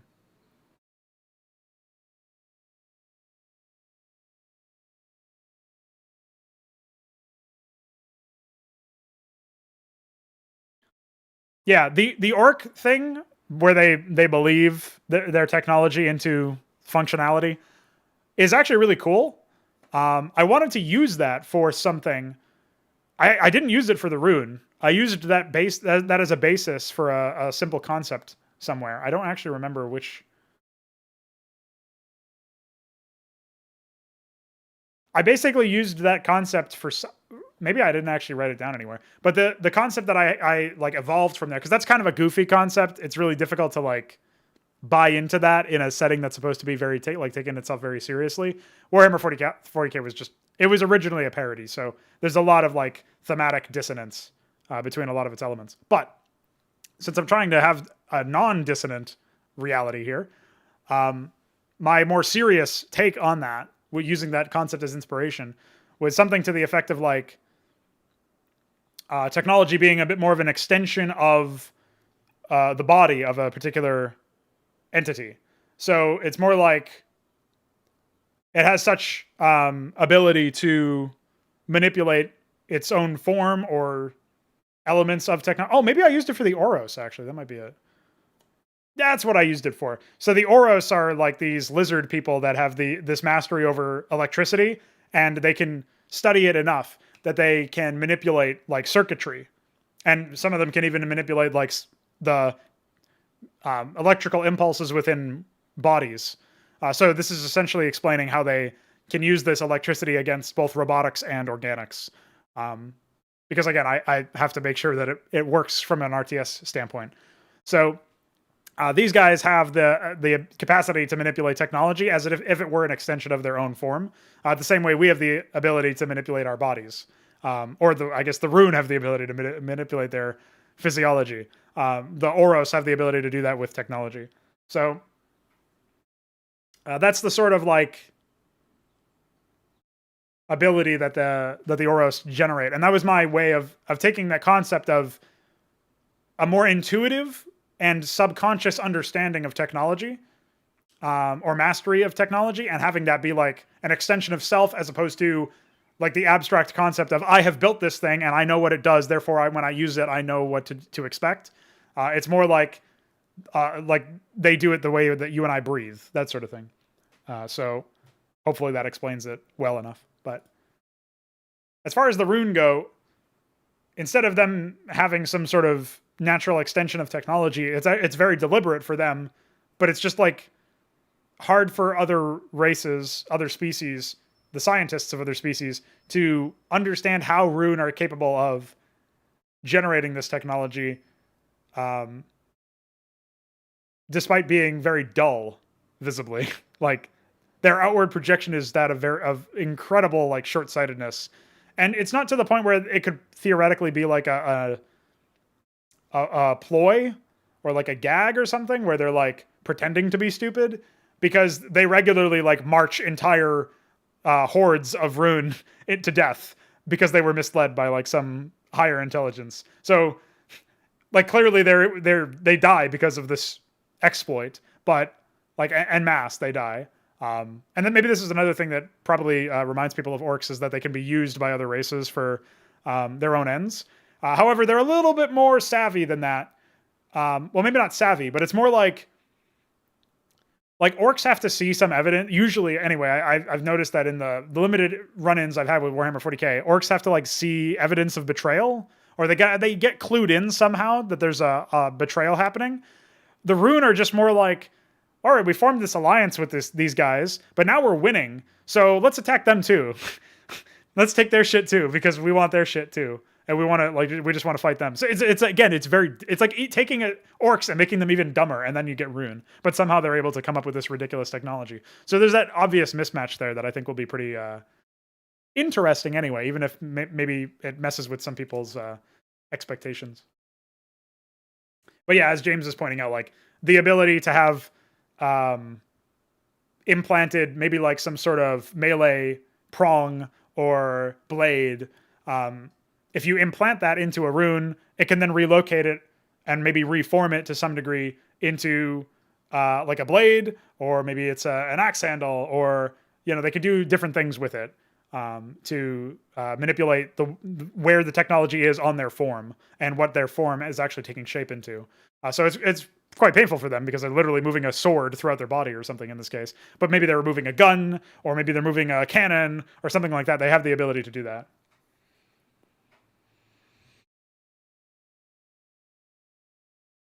Yeah, so I don't know to what extent they'll have an element of like controlling or whatever.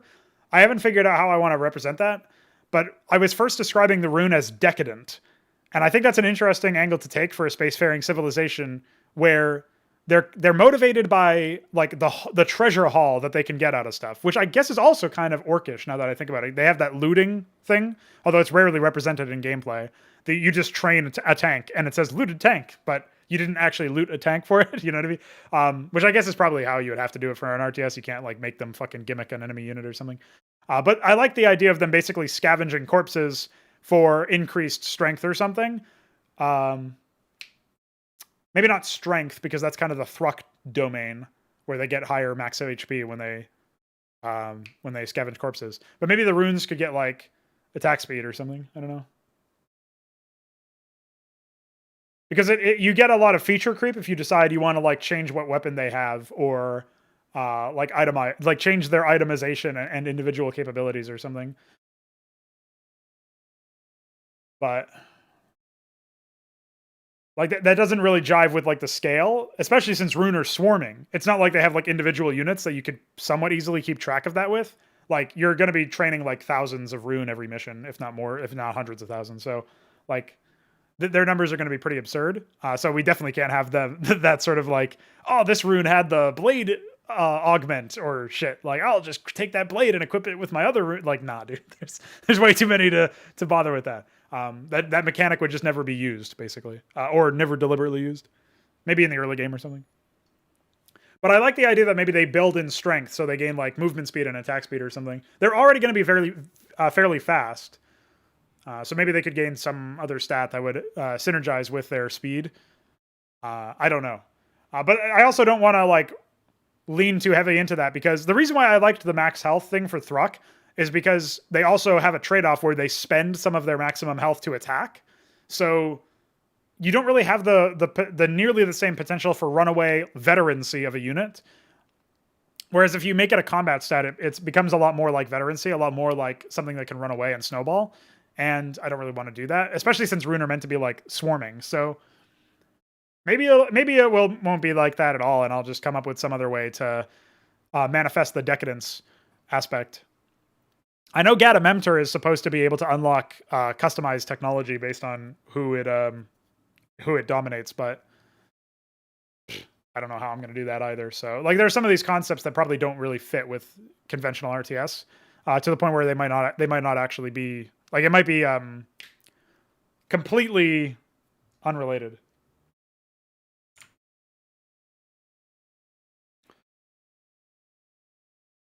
I do like the idea of maybe their production structures train maybe some of their production structures train the same units but with different equipment or something, or like some small changes or so. I don't know. At that point, they basically are different units. So I don't know. I can't yet think of anything that would work for an RTS mechanic that would reinforce the lore, which is kind of my problem with the orc looting thing too. Is like,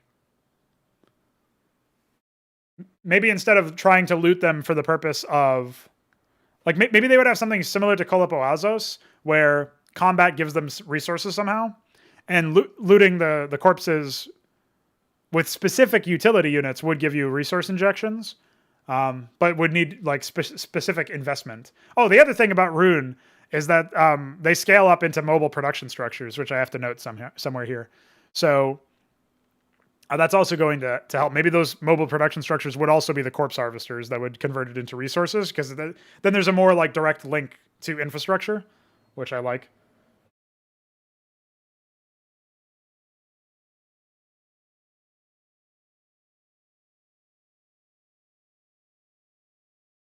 So yeah, maybe it would just be resource harvesting. I'm obviously not interested in upgrades that can't be alienated, so I don't really know how those would work. They'd probably have to be like auras or something. Because maybe you could get some metalworker engineer type things that that enchant or buff your units somehow.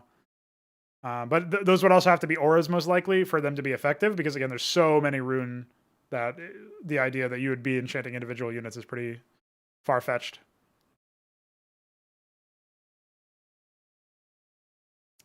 All right, so I think the sentence that I added here makes a lot of sense for the intro. We can segue into their motivation here. Well, their motivation is right here, right? I was talking about like flipping the order of these. So if this is motivation, right? This is intro, this is motivation.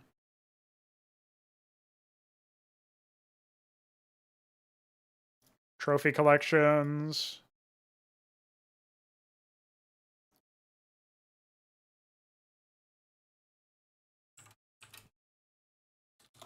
I think this is a pretty nice way to sum up what I was just saying about how like they'll just as soon turn on their allies as they will defeat their enemies. So anytime you're negotiating with Ruun, it has to be taken with the same idea of negotiating with the Resellium, which are these like self-replicating robots. And these, like, you basically have to be like, okay, the ulterior motive of this faction is very obvious and transparent, and I'm allying with them out of necessity, but I also have to figure out how I'm going to kill them next. Because if you're naive and you think you can outsmart them, you'll have all the work ahead of you to prove that you can. I'll put it to you that way. All right, Shambleman, thanks for hanging out. Maybe I'll see you next time. I'll be back in 2 days for another stream, by the way, so you can pop in then if you want. Don't know when it'll be, but it'll be sometime in 2 days. Sometime Friday.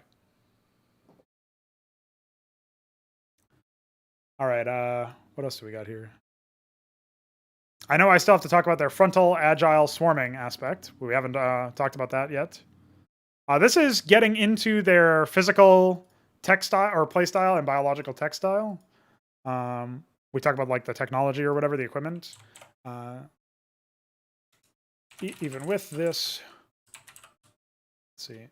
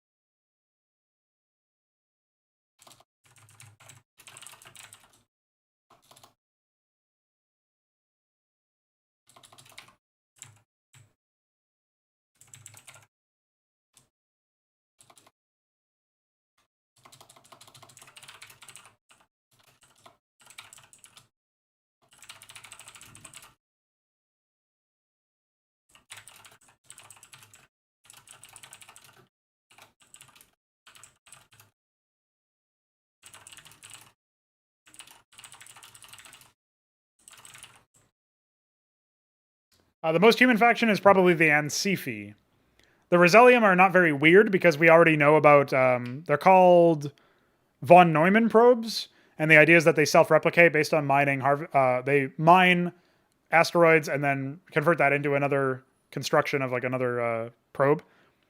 Resellium are kind of like that, but they're a runaway, and their goal is to just recycle the entire universe, basically. Like, it's not really their goal, but that's the effective outcome, is them attempting to do that. So that's why they're positioned pretty low on the weirdness scale.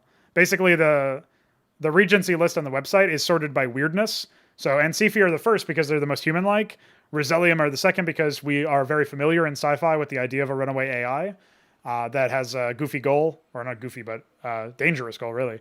Embraceet are a collection of less advanced nation states that together are able to survive the horrors of this cosmos.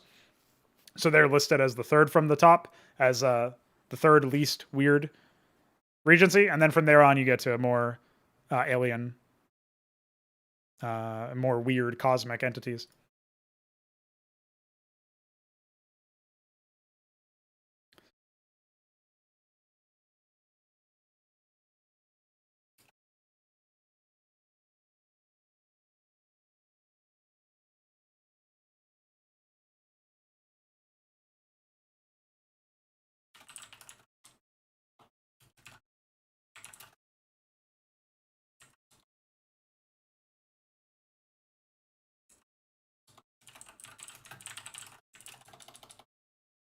I could call these guys runic instead of runoid as the adjective to describe them. I feel like that's kind of, it would be kind of funny, like tongue in cheek, but I don't know if it, runoid just sounds a bit weird. So I was thinking of like maybe alternatives, but runic sounds like, you know what you're doing. All right, many runoid creatures are easily dispatched. I guess we could say individual.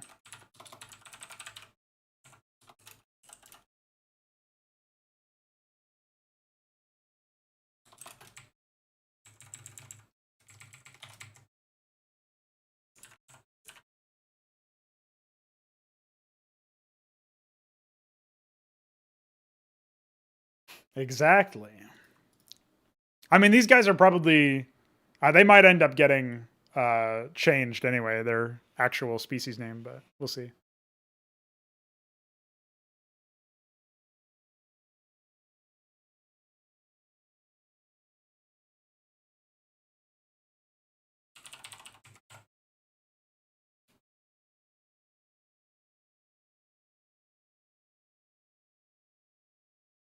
So here we've talked about a bit about their technology and their, specifically their textile. And we've also touched on hordes, great speed, agile, and then also the rest of the swarming aspect of the vitals or whatever. So the, let's see. Um,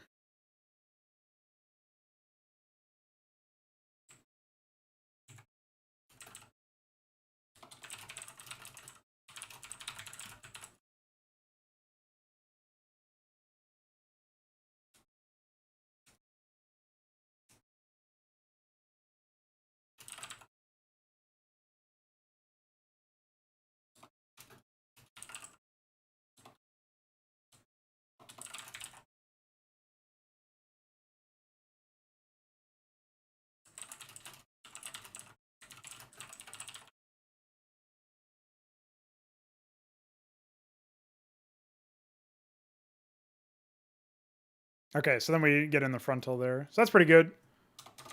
We just need to talk a little bit about their play style and then a wrap up, and then we'll have the ingredients here. So we can also hint at the, obviously the tech progression, the consumption.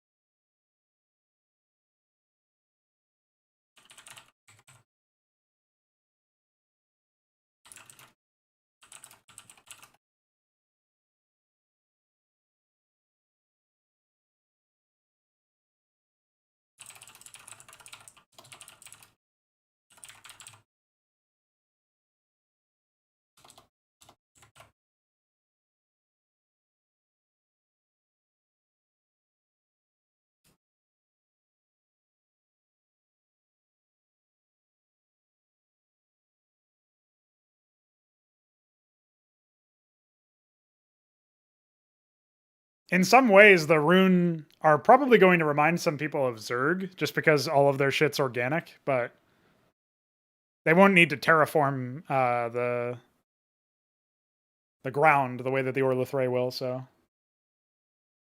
They will have the same, like, you use a worker and consume it to create a structure, but in this case, some structures will require more than one worker, and you can also accelerate the production of the speed of a structure by throwing more bodies at it, basically, consuming more workers. And then it's obviously like a trade-off of, well, if I do that, then I have less workers harvesting resources. So it's a nice little balance. But it's also very alien. It's the only race that does this currently, and probably the only race that will.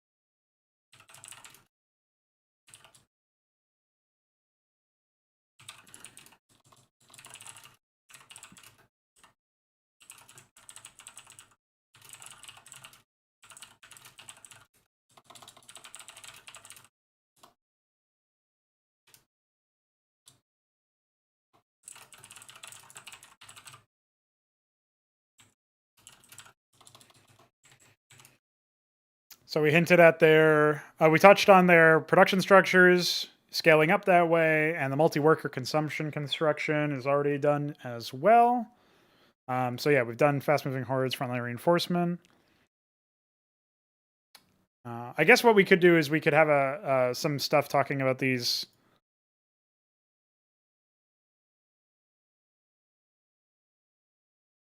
Specialists and the factory, well, the mobile factories is already touched on, but these two lines could probably be their own paragraph as well later on. Right now we still need to wrap up, and then we need to finish this paragraph. Then I'll probably move on to Gatamemtr and close out the stream there.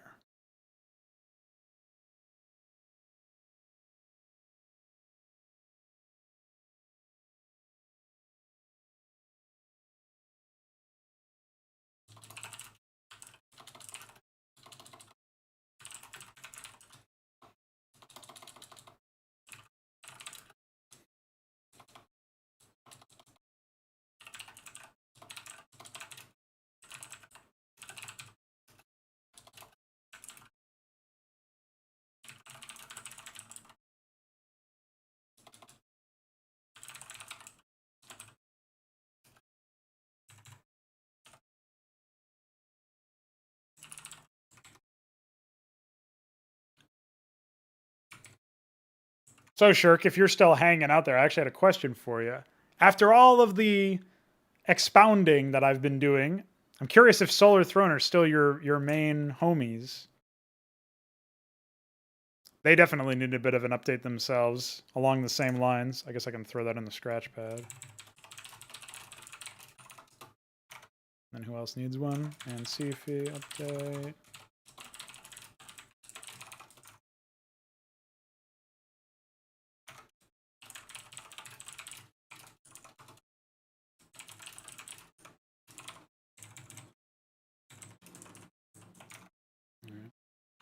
They really, all of them are going to need some updates eventually, but writing that stuff down helps me.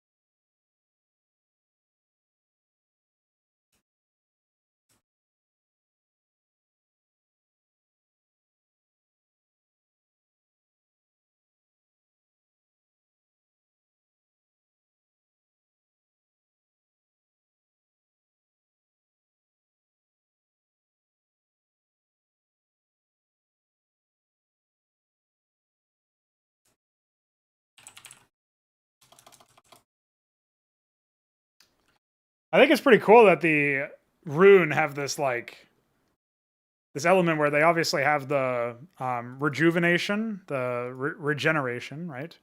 Um,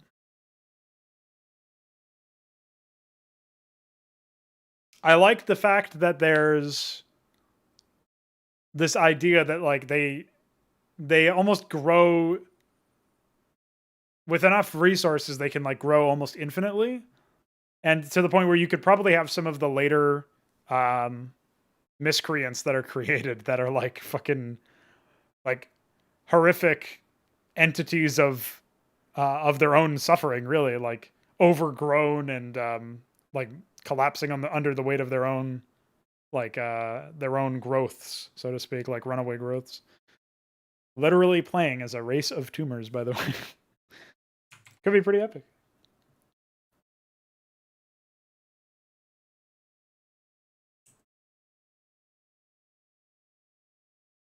Doom robots, yeah. Well, I do want to get to really lay into the whole like the Solar Throne. So I actually don't know what people think about this, but when I see tropes in video games or in plots in general, I think one of the reasons why it's so easy to zero in on them as tropes is because like a more interesting or unique or less like a path less traveled is not explored at the same time. With 20 regencies planned, I have so much freedom to be like, here's a trope of robot overlords that believe in automaton supremacy and subjugate organics. That's a trope. But then I have another, maybe you could call it a trope if you were feeling, if you weren't feeling generous, of like the runaway goal AI consciousness thing that self-replicates, which is the Resellium. And then I don't know if we'll have a third robotic-only race, but the idea of like maybe another one is like somewhere in between or go some other different direction. The fact that there's such a diaspora of tropes, of themes, means that it's almost like allows me to be more aggressive with how far I push certain ideas. So because the Resellium exists as like a foil to a robotic foil to the Solar Throne and go a different direction with the concept of a robotic only race or regency, or a robotic driven race, we'll say. The Solar Throne can be free to like be even more ridiculous, or like maybe not ridiculous is the wrong word here, but like more pronounced with how much of Doom robots they really are. You know what I mean? So it almost lets me get away with more because I have like by way of having other ways of exploring similar concepts, I'm almost like acknowledging that if this was the only thing, it would be really like weird that it was the only thing. But I don't know if that's even I've only just now had that thought, really, so I don't actually know how true that is. But I think it does give me a little bit more opportunity in some cases, which is pretty nice.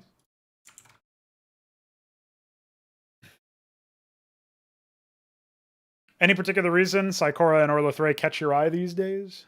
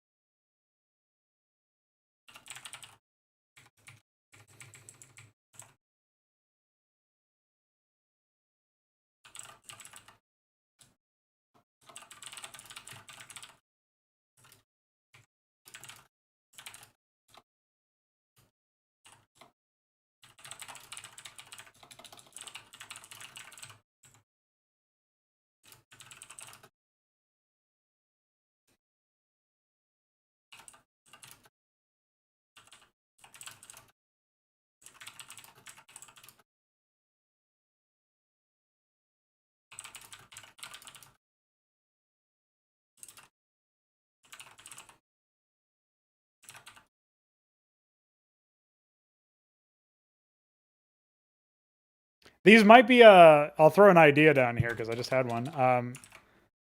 These might be a perfect way to use these guys. Might be like they might be the regency that gets the opportunity to have living bridges and ramps. That would be pretty epic. The idea that they literally like they can just like pile on like ants do, where they sacrifice a bunch of themselves just to get the rest of them across. Could happen. I mean, they can literally reshape their bodies, so it's possible from a logical standpoint.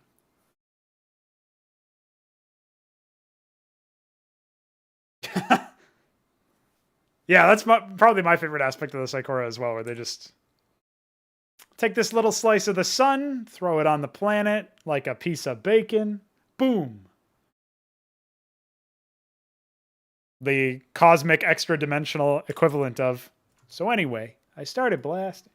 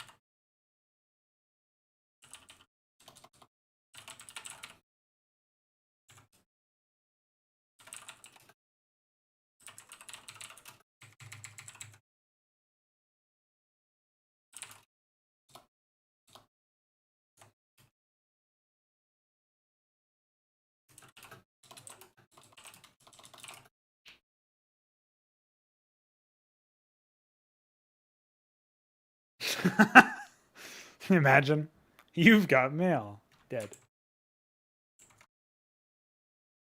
I could believe it.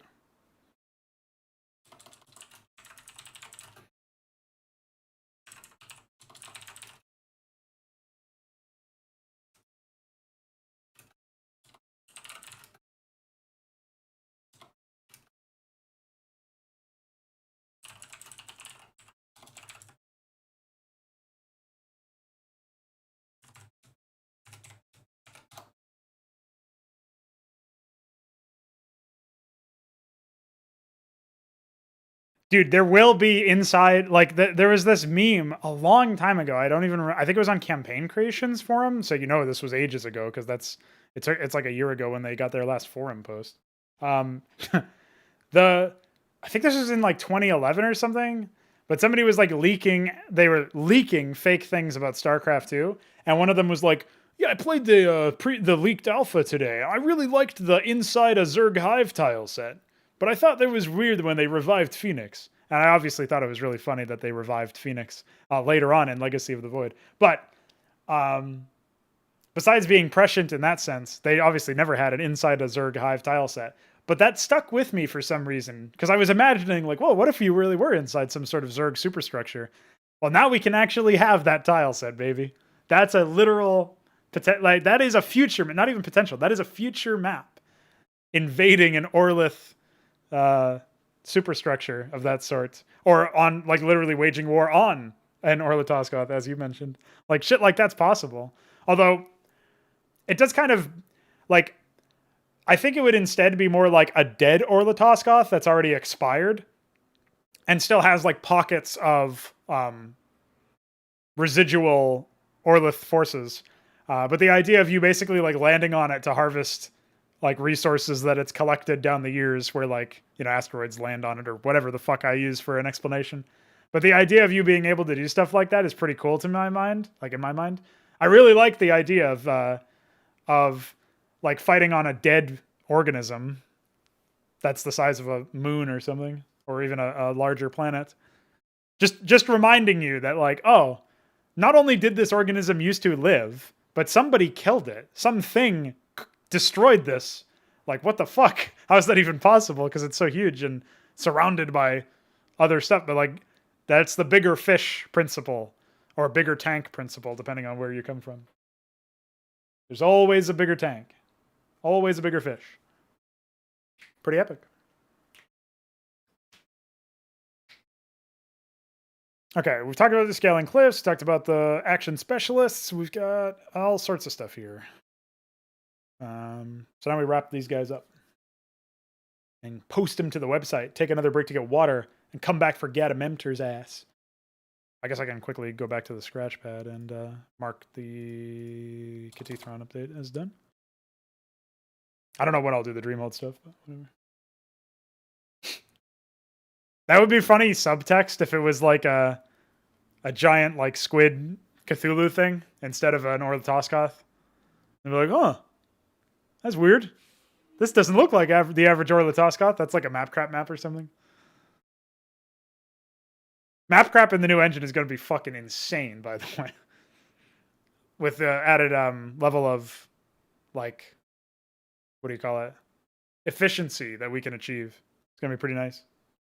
All those people, Stratos Tygo was talking about this in one of the comment sections of one of the videos that I put out. I think it was the Mapping Guide Part 2, where he said, like, the reason why placing extended, like, he doesn't place extended tiles in his maps because it takes so fucking long. And I sympathize with that. But just saying, like, that won't be an excuse anymore. It'll be super easy in the future.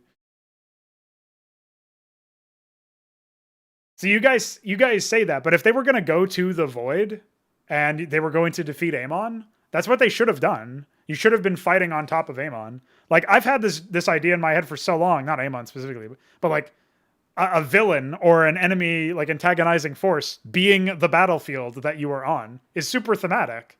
Imagine actually making landfall on an Orlithoscoth and being like, okay, we have an Orlithoscoth, baby. Our goal is to defeat it.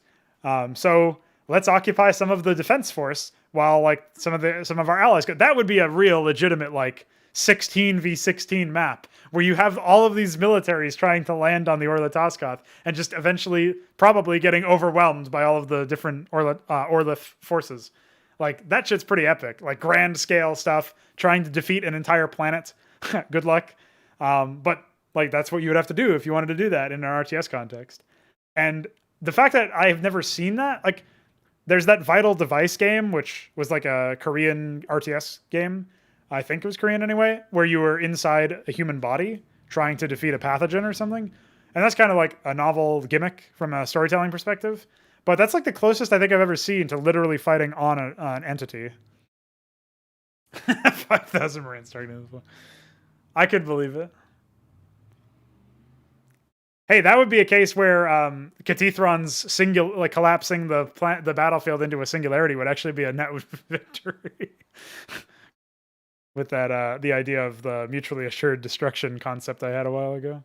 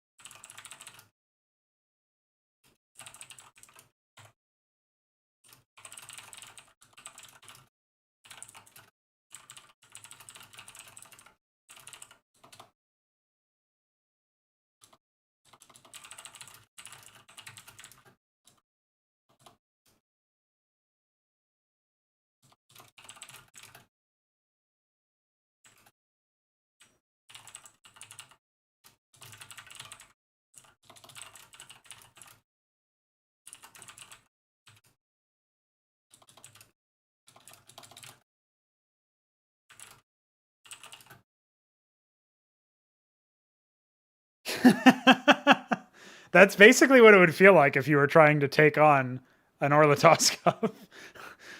That's what I mean, is like it almost beggars belief that you would even be able to make landfall, because it feels like if you made landfall, you've probably defeated all of the Orlithrea anyway, which is kind of what I was thinking about when I said like there should be one that's already dead and has just been like orbiting a sun or whatever for a while, and you like it like a normal planet would. And then it's like, oh, there's leftover pockets of Orlith like resistance that are still, bound to it to some like residual psychic energy or something, because maybe it died like only a century ago or something. But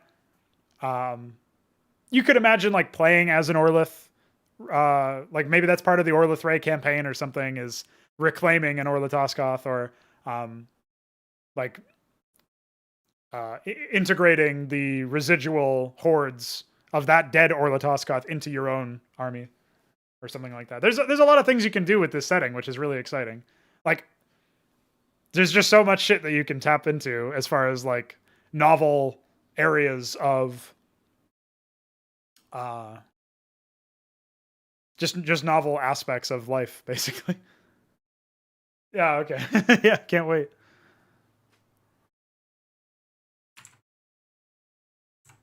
But yeah, the novel aspects of the setting seem pretty high, and I feel like there's enough substance to them with how well like documented the planning will be, and already is to some extent, for all of the individual regencies. So I'll set an example with the initial campaigns being, fairly grounded, but also fairly self-contained. And then once all of the regencies are in, or sufficient regencies for a specific plot are in, there will probably be some more narrative-driven campaigns that people can play if they want to.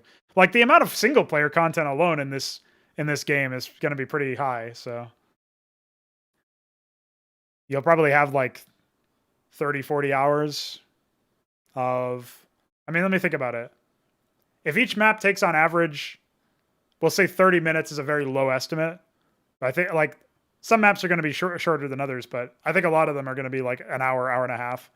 Maybe some outliers that, depending on your play, take, 2 hours or something. But that would be about as much of an outlier as like a 20 or 30 minute map would be. But we'll say 30 minutes is a low estimate. So you got 30 minutes of like actual gameplay. You multiply that by like, say the tutorial for the NC fee is like 5. Okay, it's 150 minutes. We'll multiply. I don't know. I guess we'll do this. Oh. Okay. Well, I don't know how to math. We'll multiply that by, I guess 8 is probably a fine assumption for the average mission length of other campaigns. So we got the tutorial campaign, and then we're launching with 6 regencies. So you'll say 8 times 6 times 30. And you have 1590, which divided by 60 is 26.5 hours of a very low estimate of the amount of time it will take you to beat the single player content at launch. That's more than most games offer you at all, and we're obviously going to be expanding that over time. So I think that's pretty cool. If you round up to 27 or whatever. I guess you could if you really wanted to be generous, you could round up to 30. Like, the idea that you have that's pretty good. I mean, assuming we actually achieve at least 30 and we're retailing for 30, that's $1 an hour, which is pretty good ratio of, and that's assuming you only play single player, which is pretty unlikely, but whatever. You get the idea.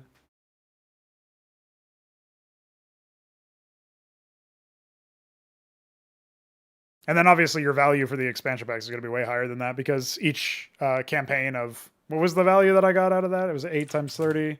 240 divided by 60 is 4. So like each campaign being roughly 4 hours on average, and again, that's a low estimate, means that you'd probably be getting 2 campaigns per expansion pack. Yeah, okay. So that's roughly in line if it was $10, but if it was $5, which is probably more likely, assuming we have it at all, then you actually get more bang for your buck than the base game.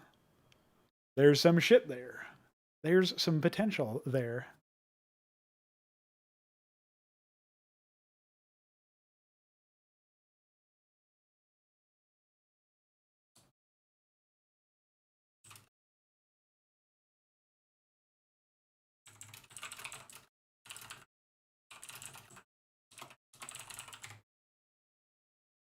Okay. That's a good enough wrap up for now, I think. Let's go ahead and slot this stuff in. Ruun. Here we go.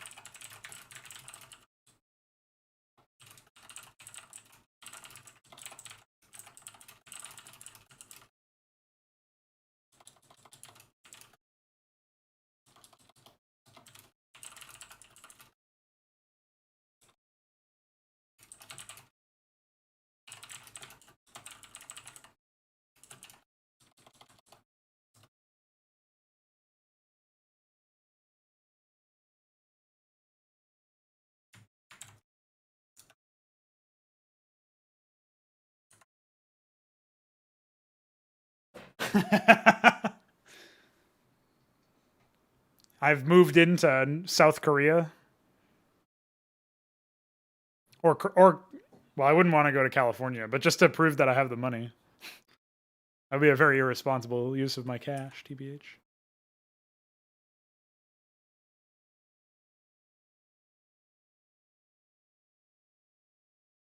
Okay. So the Ruun are updated.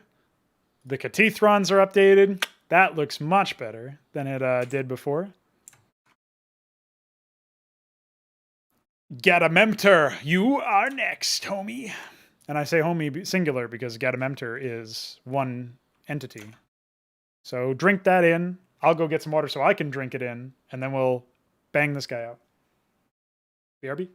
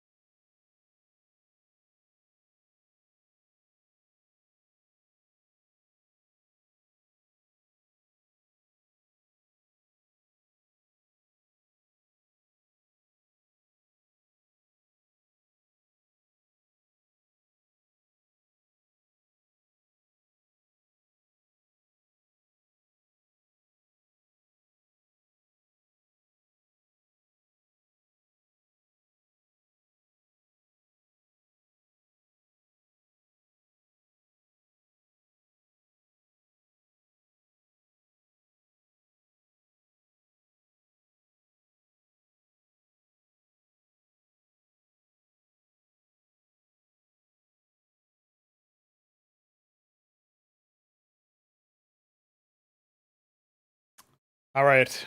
Made that very quick so we could get straight back into it. I didn't even look how long I've been streaming. It's probably been some ridiculous. Oh, it's only 3 hours and 15 minutes. Well, that is ridiculous to only have done 2 factions. Guess you could say I'm epic.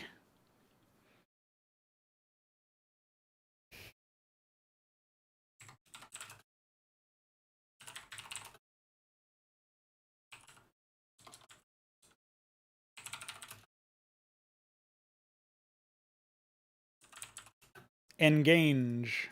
That's a typo that's been there for a while.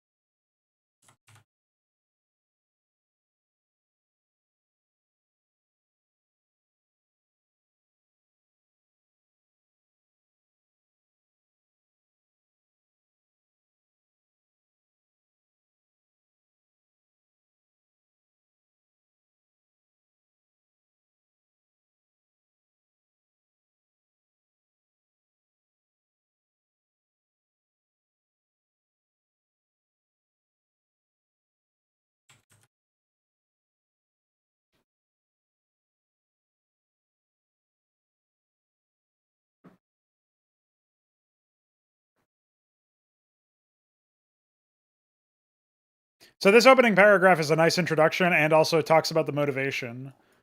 This is a little bit more of like lore that justifies it's like the premise of how the regency operates.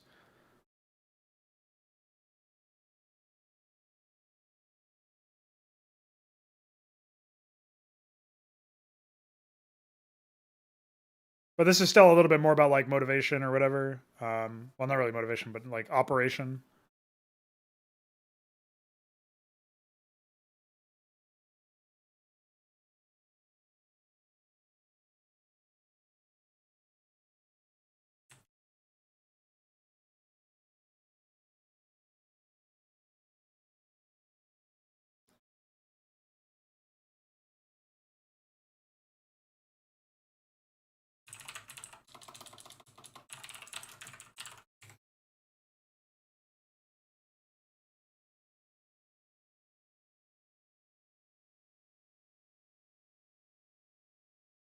So we've said a lot of words in this third paragraph, which will allow me to segue into the rest of the tech tree description and defining trait stuff.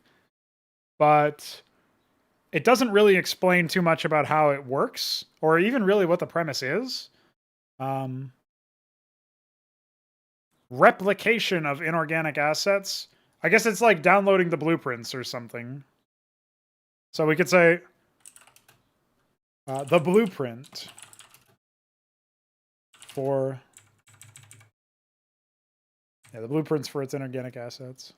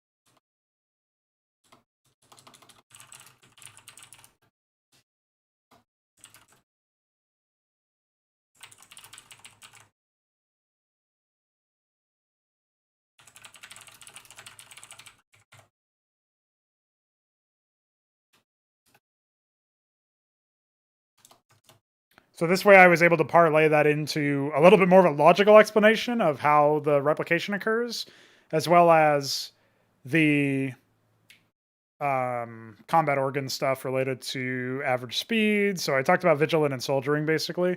So I'm going to hit lively and then talk about its play style here. And then obviously we still have the wrap up over here.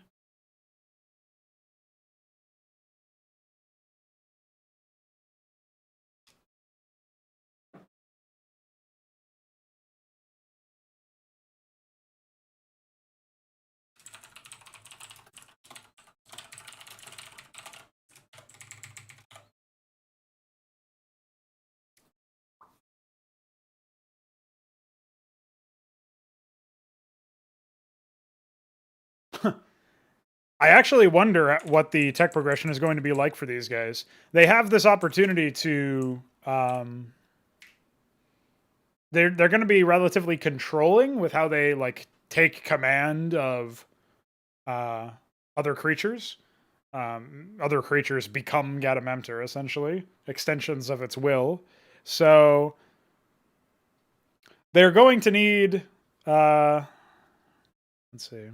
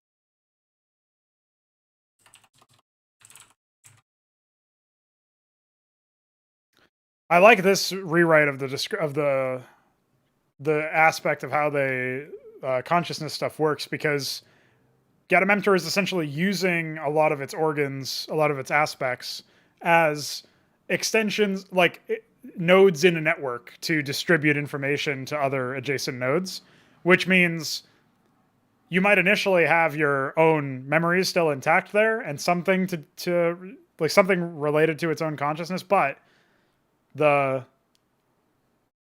the more your neurons are used as relays for orders to other downstream organs, the less they have, the less memory they have of whatever you were before. Pretty uncanny, more cosmic horror probably.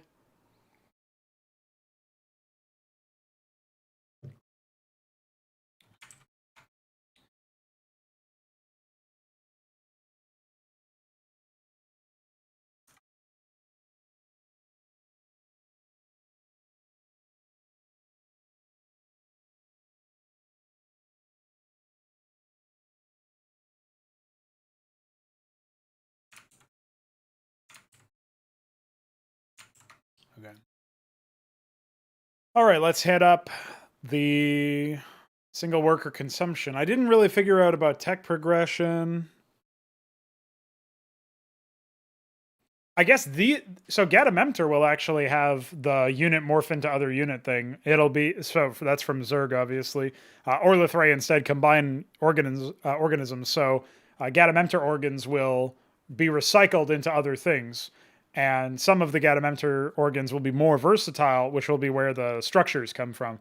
This probably means that his tech progression is actually through accessing higher tier workers, which will in turn produce higher tier structures. I'm going to need to be careful that that doesn't get too confusing for players, but I like that idea as a way to have unique tech progression. So we'll say segmented worker tech progression. And then we'll sort of hint at what that actually means in the description here. Or in some, I guess we'll probably just try to make it very explicit.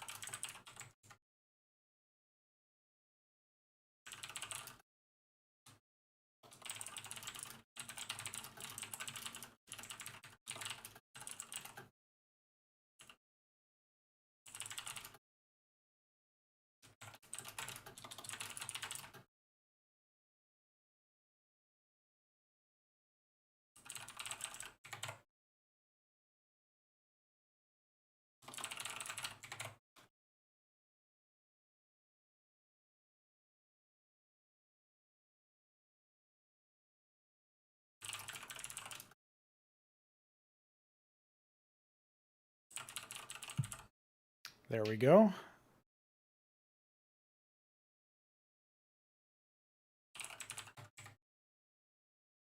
So this, yeah, this hints at the... We still haven't talked about lively, but I guess we can mention that at the beginning here.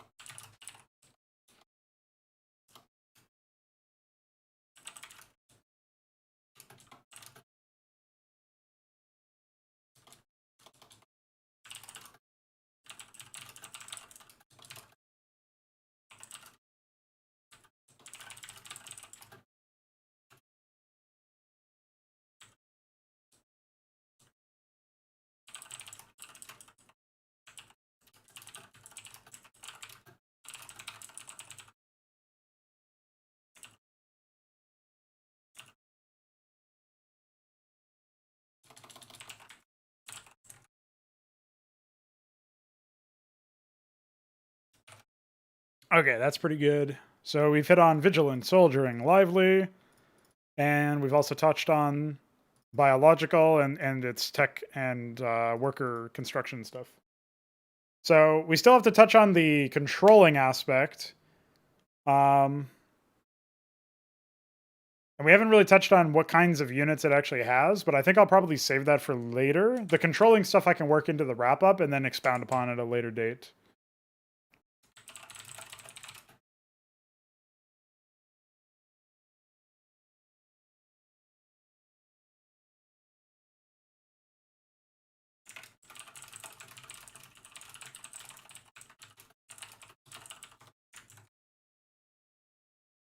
So let's hit this wrap up.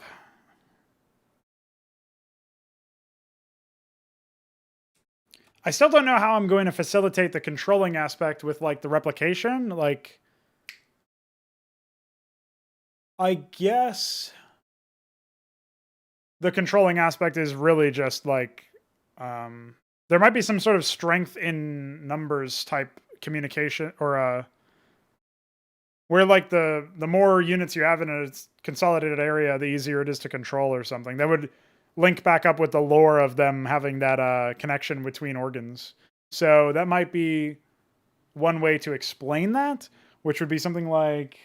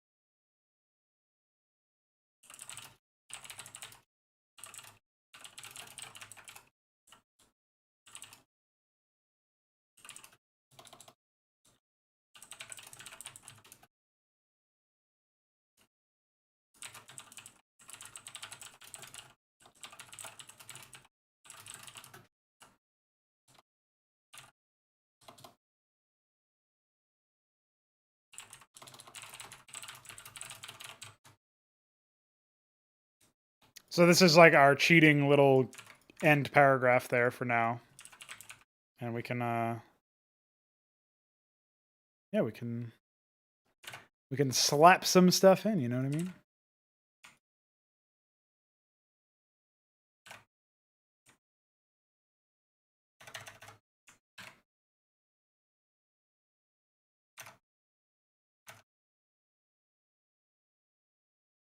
Oh, I just owned myself. How did I lose Gatamemtr? It's right here. I scrolled down too far, I guess. That's pretty funny. There we go.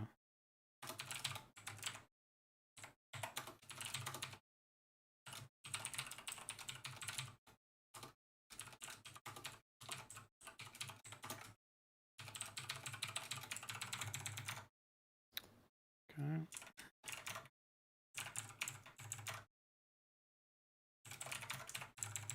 And so we know we need some more stuff here. So I'll say,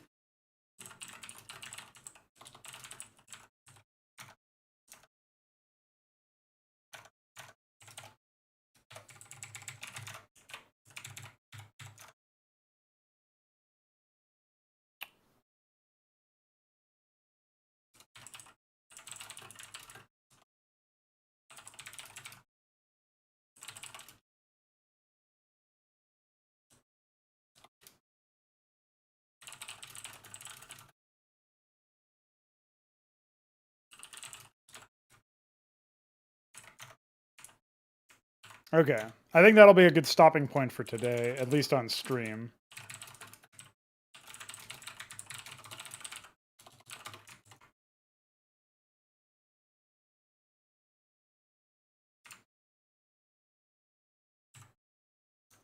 Go ahead and give that a read through. Make sure I didn't fuck up the orthothrey in any capacity. Yeah, looks like they're fine. I did miss a BR somewhere.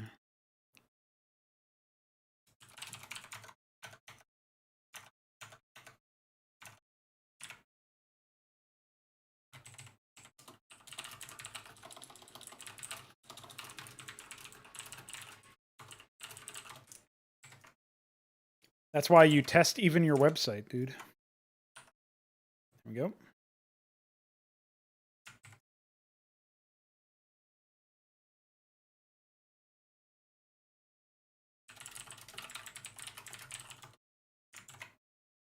All right. I'm pretty pleased with how this stuff has come together. I should be using this preview more often, but I keep forgetting about it. And it's a little bit more pleasing to the eye to read it on this website anyway. So better to just get used to this view and this view rather than a third one. Because 3. So hope you guys had a good time hanging out. Always appreciate the sounding board and the interesting clip-worthy discussions that we have sometimes. I'll probably rip something from this stream as well, the same way that I did before.